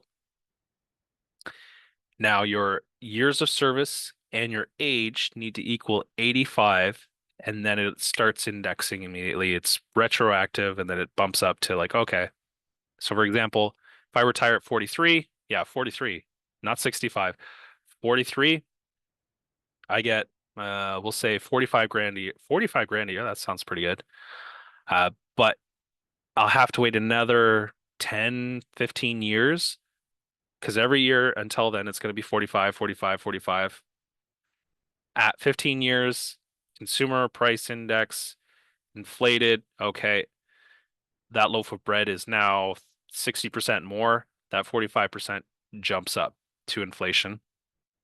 The caveat there is if you're medically released, your pension is indexed immediately. Haha. Talked about the pension and I lost 10 people. That's okay. The real ones know. The real ones know it's important. What's the average wait time to get sworn in?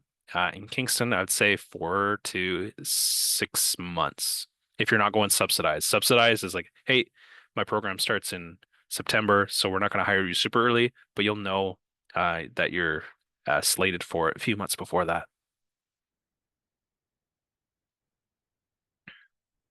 How are, nope, I already answered that.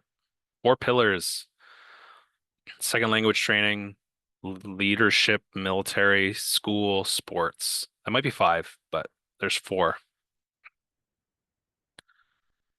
Apply on forces.ca. Click the apply now button. Any benefits? Yes. There's retirement benefits. There's annual leave benefits. I got to spend like 9 months with my kids when they were born with 93% of my salary because there's the EI component, but the military tops you up to 93%. There's when I leave the military, I've been in for such a long time that they'll give me, I think it's 40 or $80,000 for school. I think it's 40. If you do five, there's this two thresholds for like 20 and $40,000. Um, but there's lots of benefits above and beyond just the pay.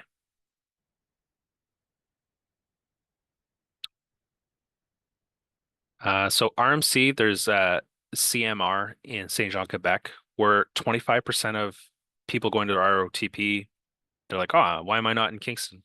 25% do year one and two in Saint Jean, Quebec. There's two campuses, one in Kingston, one in Saint Jean, Quebec.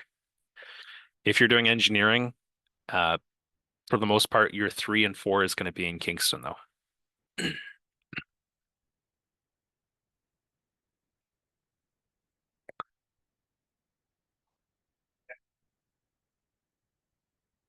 Still have over 100 questions. Do all jobs travel? Not so much. Some air mechanics just stay in a place their whole military career. They specialized on an aircraft that only flies out of Trenton, for example. They can stay there for their entire career. A lot of them will say, "Hey, we need to get you to Master Corporal. You need some leadership. Um, there's a leadership role in Petawawa. We're going to send you there for 3 years, or Ottawa for 3 years. So you might have to travel. Typically, it's anywhere from it's expensive, so they don't want to do it more than once every 3 years. But some people stay in a place for 10 years or more. It all depends on the occupation as well. As I mentioned earlier, like air weapon systems tech, hey, that's only on like three bases. If you're going Navy, early career, the oceans are the east or the west coast. So you can kind of put the pieces together. But if it's really important to you, you can talk to a recruiter to see what's important to you geographically and see if we can line that up. And if nothing works, the reserves is always an option as well.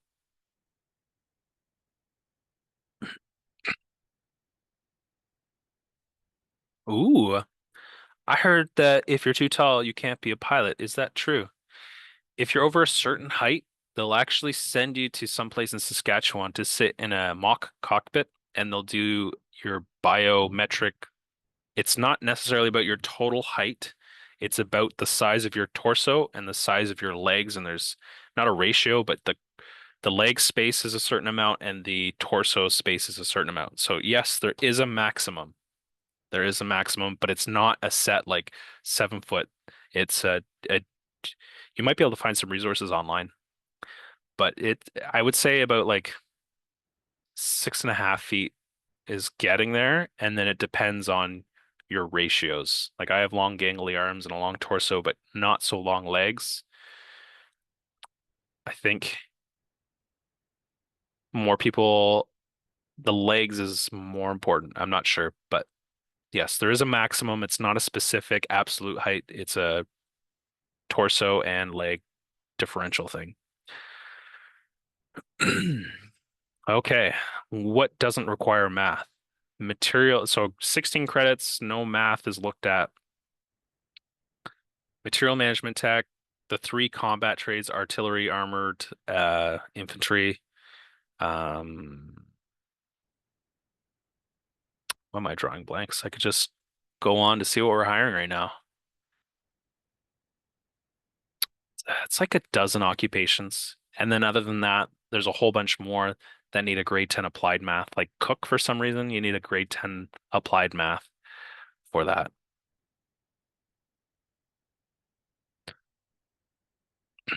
Get to corporal, it's like 2.5 years, 4 years maybe. Sergeant, a reservist, I qualified for it from age of 17 to 21. I was qualified sergeant. Regular force, it's probably like 8 years.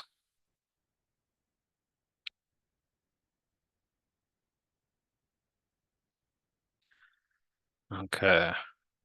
No co-ops.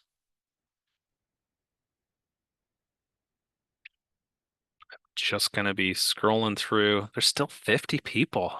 You guys may maybe at the end we'll see how long we get to, and then the final 10 just get an automatic job offer. No, I'm just kidding.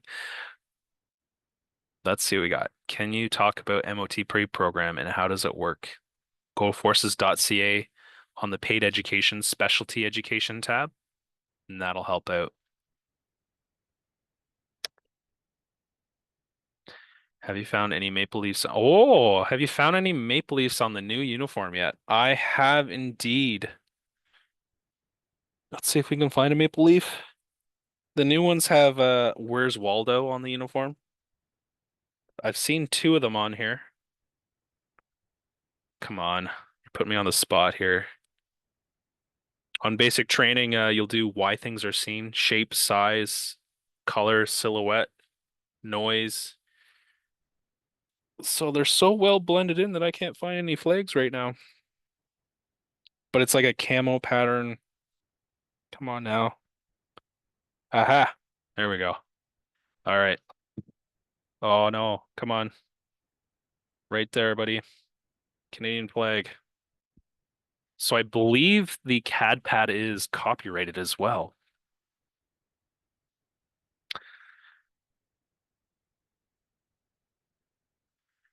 Force test this Saturday. It was relatively easy for someone who is already pretty fit and active. Yes, it is. The one thing is the shuttle, the little burpee thing. There's a little bit of technique to it. You got to do like, it's not 6 push-ups, but you got to like lay down on the ground, hands up off the ground, and then you push up. You run like 5, 10 meters. You push up, and that under 51 seconds, if you don't have the technique down, can mess people up. But if you're already fit, the sandbags, the drag, and the shuttle run carry with the sandbag is you got this. And then the technique on the 6 push-up shuttle run thing is the one thing that you can, even a fit person, if they're just clunky, might need to work on. How old? 16 to join, all the way up to 56 and a bit. It all has to do with the amount of training we need to do for the max age to get you fully trained by the time you're 60. Can I be an actuary doing that program? We have health services managers, logistics officers, and air ops officers that do logistics. Do they do actuarial tables? Not so much, but those would be the three that deal with numbers. And I like doing the business degree because stats was pretty fun. I'm a standard deviation different than everyone else, okay? It's a stats thing. That guy gets it. What if the job I'm interested in as an officer is not on the list of the force's website? Ooh, it's replaced for chemistry, chemical engineers. A lot of the engineer occupations, specifically dealing with chemistry, not so much, unfortunately. But there are, like my uncle had the chemical engineering degree, and then he was a marine systems engineer And there's a little bit to desalination or fuel ratios or something like that. But it's not like a go be a scientist for the military. That's not really what we do.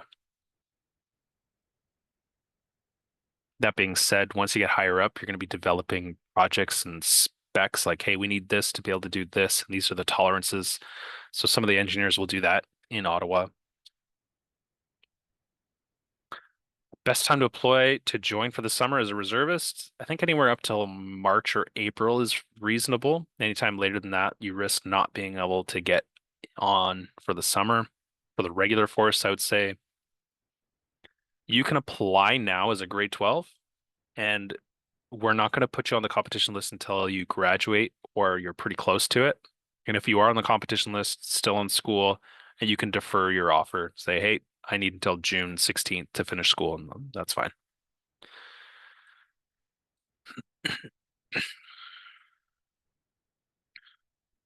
Still over 50 people. We need to lose another 40, and then I start sending out job offers.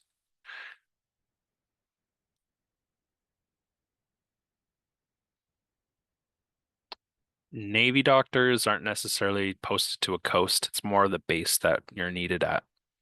So I don't think they post too many doctors to ships. There's going to be some nurses and other technicians on there, but doctors typically don't get posted to ship.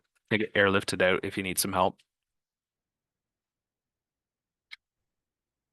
How long is the training for medical technician? It's a few months in, is it Petawawa?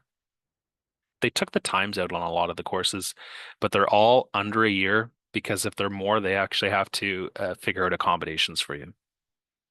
It'd be too mean to get you in shacks for a year or more. It's just not nice. If you're doing the paid education program, would you go to a forces location during the summer? Yes. So a couple options. If you haven't finished your basic training phase 1 and 2 for the university stuff, you have to do those in the summers.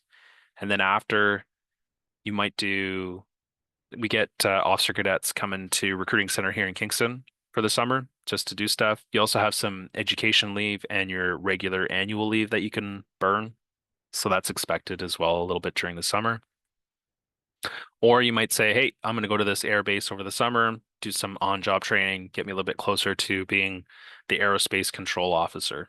So you might be posted for a couple months somewhere.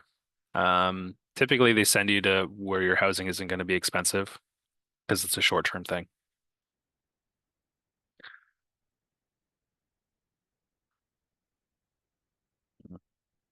Co-op, that's area dependent. Not a lot of co-ops are available right now.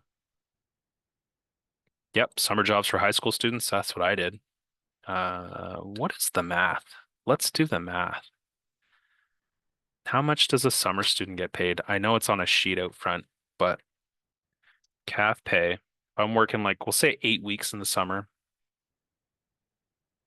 and you're a private to start year one. Oh, for me, it used to be no way. No way. When I joined, it was like $70 a day, and now it's 127 to start, times 30 days, times two, 7,600 bucks for the summer. I mean, the government's going to take a little bit there from you, but 7,600 bucks for the summer, couple grand throughout the year, and then if you're in school and paying for it, you get the up to 2 grand a year for it. I think I graduated with like 10 grand in debt, but I also was able to buy a house using OSAP and stuff too. It's kind of neat. A duplex. Can you explain on the military's fire department? No. I'm sorry. There's a lot of interest in firefighter. They don't put out too many fires, um, but when they do, it's exciting. How old do you have to be to join the military? I already answered that. Education, minimum grade 10, but we take people with like a master's in social worker to already qualified doctor to, hey, I have a cyber op from Willis College. So there's different educations, but the minimum is grade 10.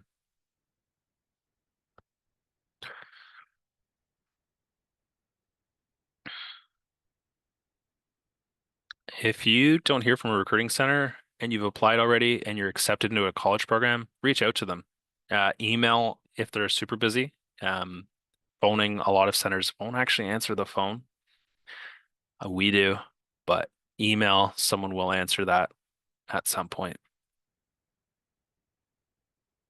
You can only apply once you turn 16, pretty much. They shouldn't bring you in for testing if you're not eligible to enroll. If you're in grade 11, wait till September of your grade 12 year to apply to Royal Military College.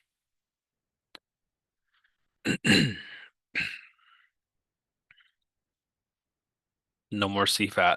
No more CFAT. It's done. No more CFAT.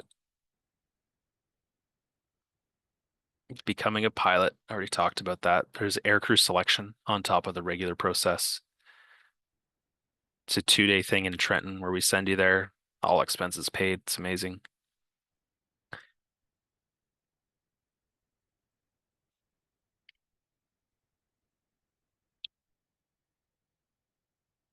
Uh, okay. So when you apply for doctor in the military, you have to go family medicine first, and then there's 6 specializations like surgery and different other things that you can get afterwards. But you start off with family medicine. Neurology, neurology might be one of the 6 specializations. Let's take a look. Let's go to the website. Okay, let's go doctor, medical,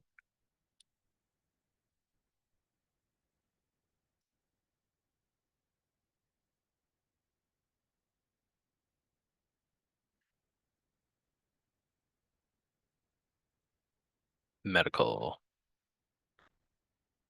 Da, da, da, da. Down below, it should have your specializations. Emergency, general, orthopedic, anesthesiology, internal, psychiatry, radiology. Those are the specializations that we'll pay for. Stop sharing. Still 70. Oh my goodness. Can I quit the reserves once I'm done my co-op? Yep.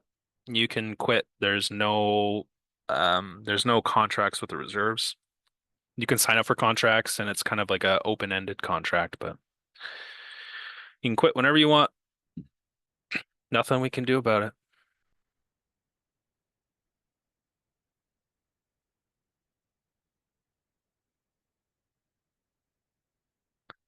Mass skills, Air Force. Uh, so AVN techs, more parts of the aircraft. Air operations support is refueling and security.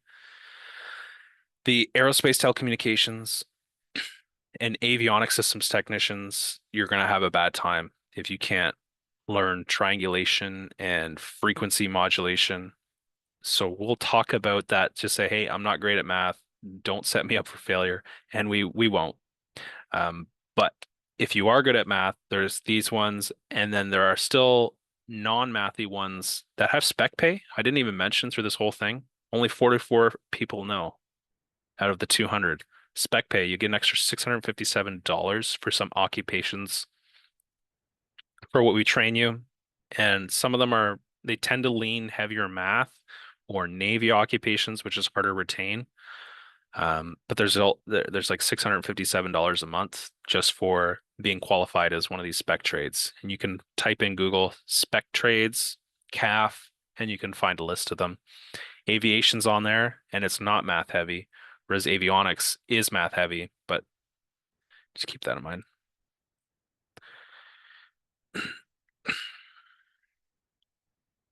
Trait self-descriptive, everyone does it. For regular force, reserve force doesn't do it. It measures your emotional stability, conscientiousness, extroversion, like 5 different things. We only look at 2 of the things. I don't want to share too much, but it's your personality. You can't really lie about it. Just answer honestly, and it should work out in the end. Education is grade 11 applied math. If you took grade 11 academic, yes. So for that med tech question earlier on, if you took academic instead of applied, academic is good.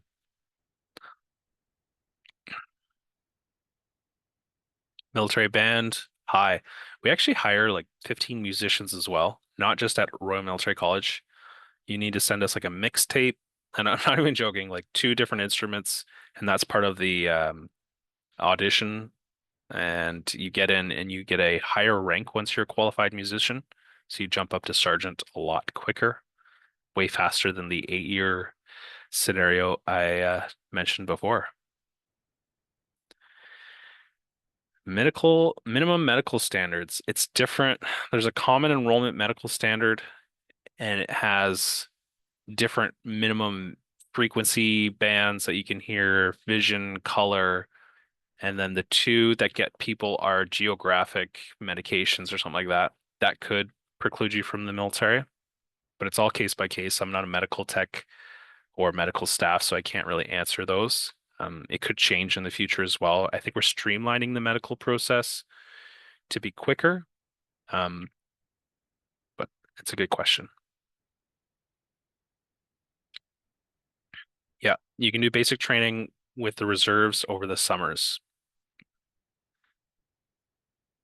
Talk to your local reserve recruiter. What is the process of becoming a CBRN defense officer operator? Ooh, it's direct. You have to join as any occupation, and the Canadian Joint Immediate Response Unit in Trenton, they're posted there. They do quick moves a lot to where they're needed, but they are posted and live in Trenton pretty much their entire career. Some of the operators actually go out and get science degrees as well, fully subsidized. Um, but you can join as any occupation. It's an in-service selection.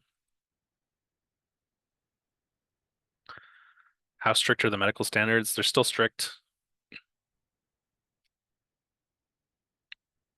but different tiers for different occupations. Ooh, dive school. So reserve units across the country offer port inspection diver, where they'll go around to ports and make sure they're not dangerous, how deep they are, what can park there, what can't. And then on the regular force side, there's combat diver teams, and that can be any occupation. So bosun or something else can be part of a dive team, can be part of a boarding party team. Different groups have different roles on the ship, not just specifically related to their trade.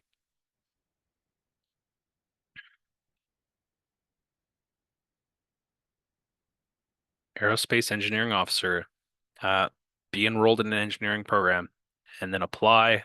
No more aptitude test. Get accepted. So if your marks are good, you can bank on Royal Military College. If they're below 75%, apply to civilian engineering programs, and we can get you in as an aerospace engineer officer. Or if you already have an engineering degree, you just apply today. Apply direct entry officer today.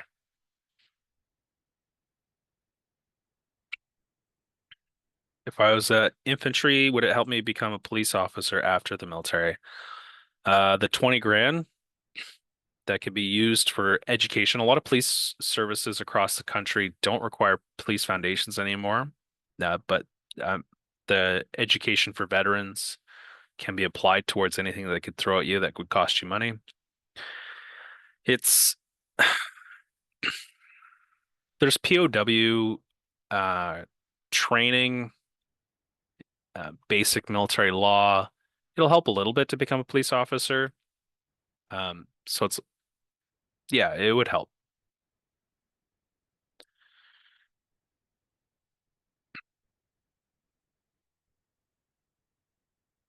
I still have over 50 questions. I'm gonna start scrolling down here. Ooh, I have a specific. How many paid education spots are there for aircraft maintenance technicians? There's less than pe 50 people on, so I can tell you the secret if you're still on.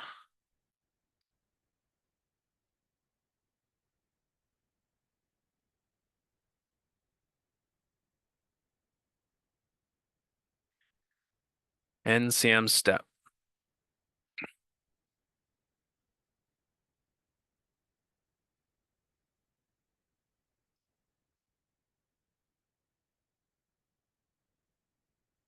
So we can add more spots, but I think there's like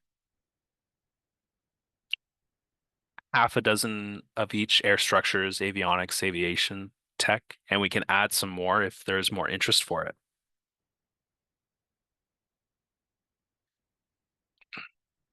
Air maintenance. So yeah, even air structures too.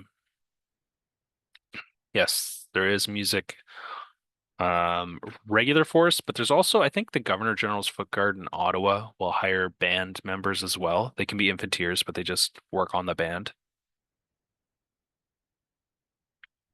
Paid education as a pilot, I would say a 20 in 300 chance. That's the spots to applicant ratio. So your personality, self-evaluation, and interview are going to play into how high on that list you get.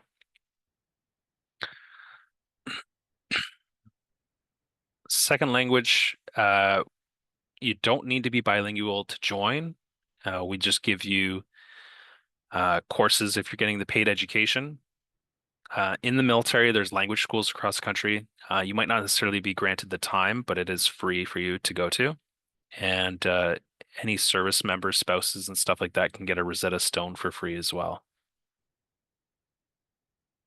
Grade 11 military service, you could join the reserves for a year or just hang tight until you're grade 12 if you're looking for subsidized education. I highly recommend you finish high school before joining the military. Just a nice achievement to have there. Mental health issues are kind of assessed case by case, depending on what it is. If it still negatively impacts you, do you need to see someone on a regular basis? Those questions and answers will help decide if you're medically fit. Good question.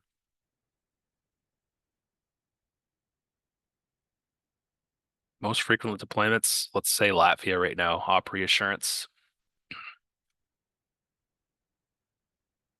electrical engineer. Should I go to military college or university, or should I just enlist right out of school? It's up to you. Officers get paid more, but there's more education required to put into it. Would you see yourself as a leader now or in the future? You can join, if you enlist, you can be an officer in the future. If you go up the ranks, you can commission from the ranks and become an officer that way as well. If you think you need more, I mean, a lot of younger people think, oh, I'm not a leader. Maybe you're not a leader now, but at some point you could be in the future. Can infantry have color blindness? Let's take a look. Um, Color vision is 3, so it's like slightly glasses is cool. And then if you're kind of blind, then it's a no-go. But for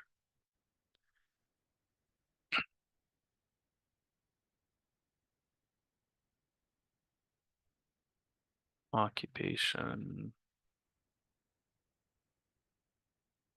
come on, give me something here.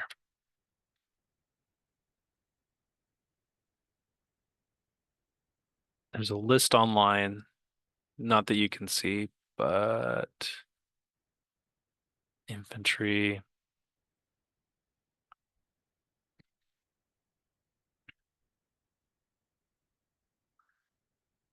I think you can be a little colorblind, but not totally colorblind.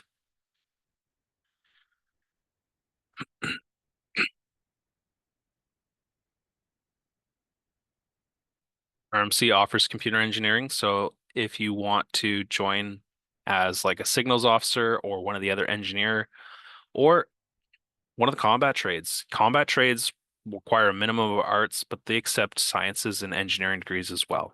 So a computer engineering degree would be suitable for a lot of military occupations. Good call. Application process is different than the RCMP. The medicals are good for longer, I think a year. The process is quicker. The amount of people we hire is more, but it's also it is a government organization, and the security screening, because it's a different government organization, You'd have to do another security clearance check thing.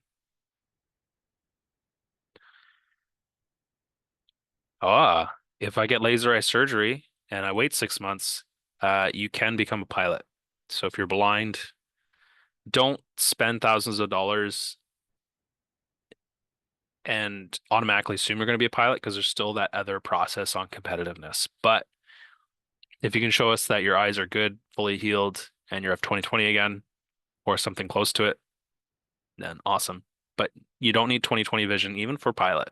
Um, you need good vision, but not 20/20. And it's different tiers of trades have different tiers of vision requirements.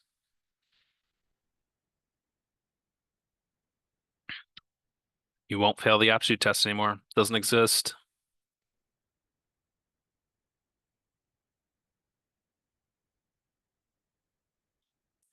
Where did you do your post-secondary? I did it at St. Lawrence College. Laurentian University had a program, 4-year business degree. I did it there. Did it there instead of Queens because it was way cheaper and worked out good. Ukraine, no citizenship yet, but I want to be armed service. Yes, you can apply as a permanent resident. So you can't on a temporary or work permit, but if you have a permanent residency from Ukraine, you could apply.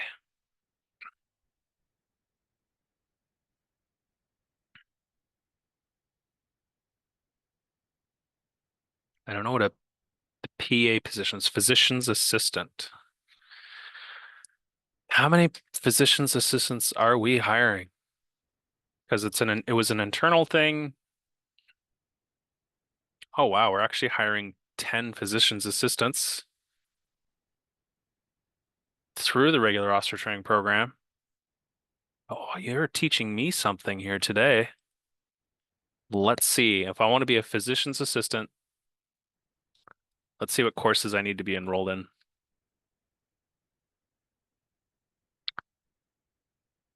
All right. So this came out as of, come on, open up.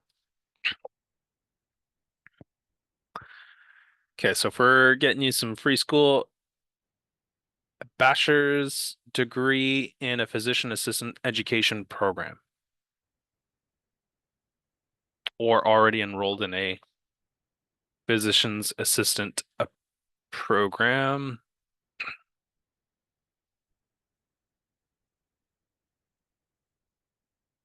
All right.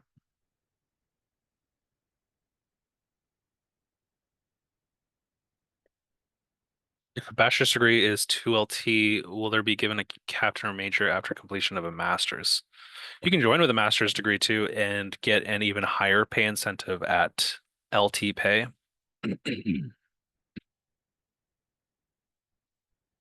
And as a captain doing a master's program, it gives you extra points on your personal evaluation.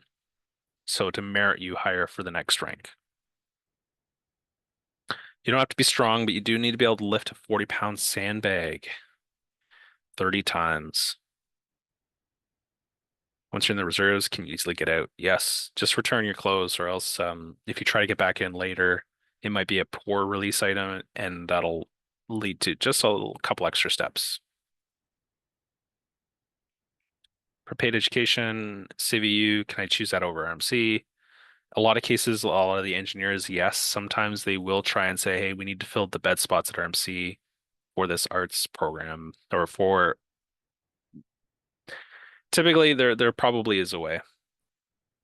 You could decline it and they might still accept.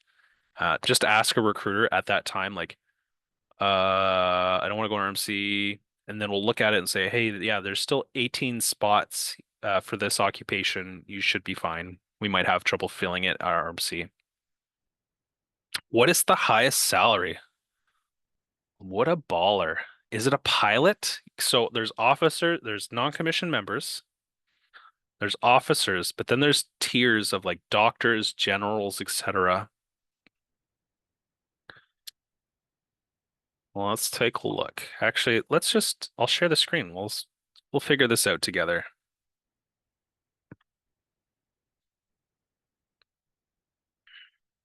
Oh, I'm already here. Perfect. We'll go regular force because they get paid 7% more than what a reservist would make.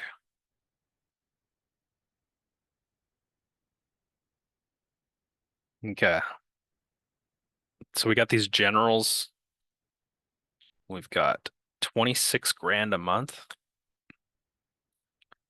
Are there any? No, none of the pilots make that much.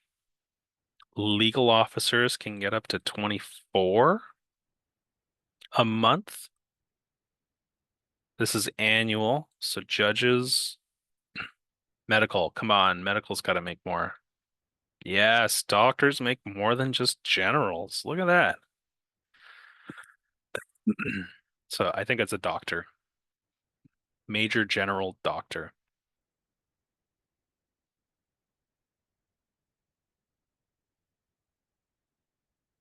All right. Why is there a Google Meet? I don't know. You're welcome. You're welcome. Talk about the physician's assistant.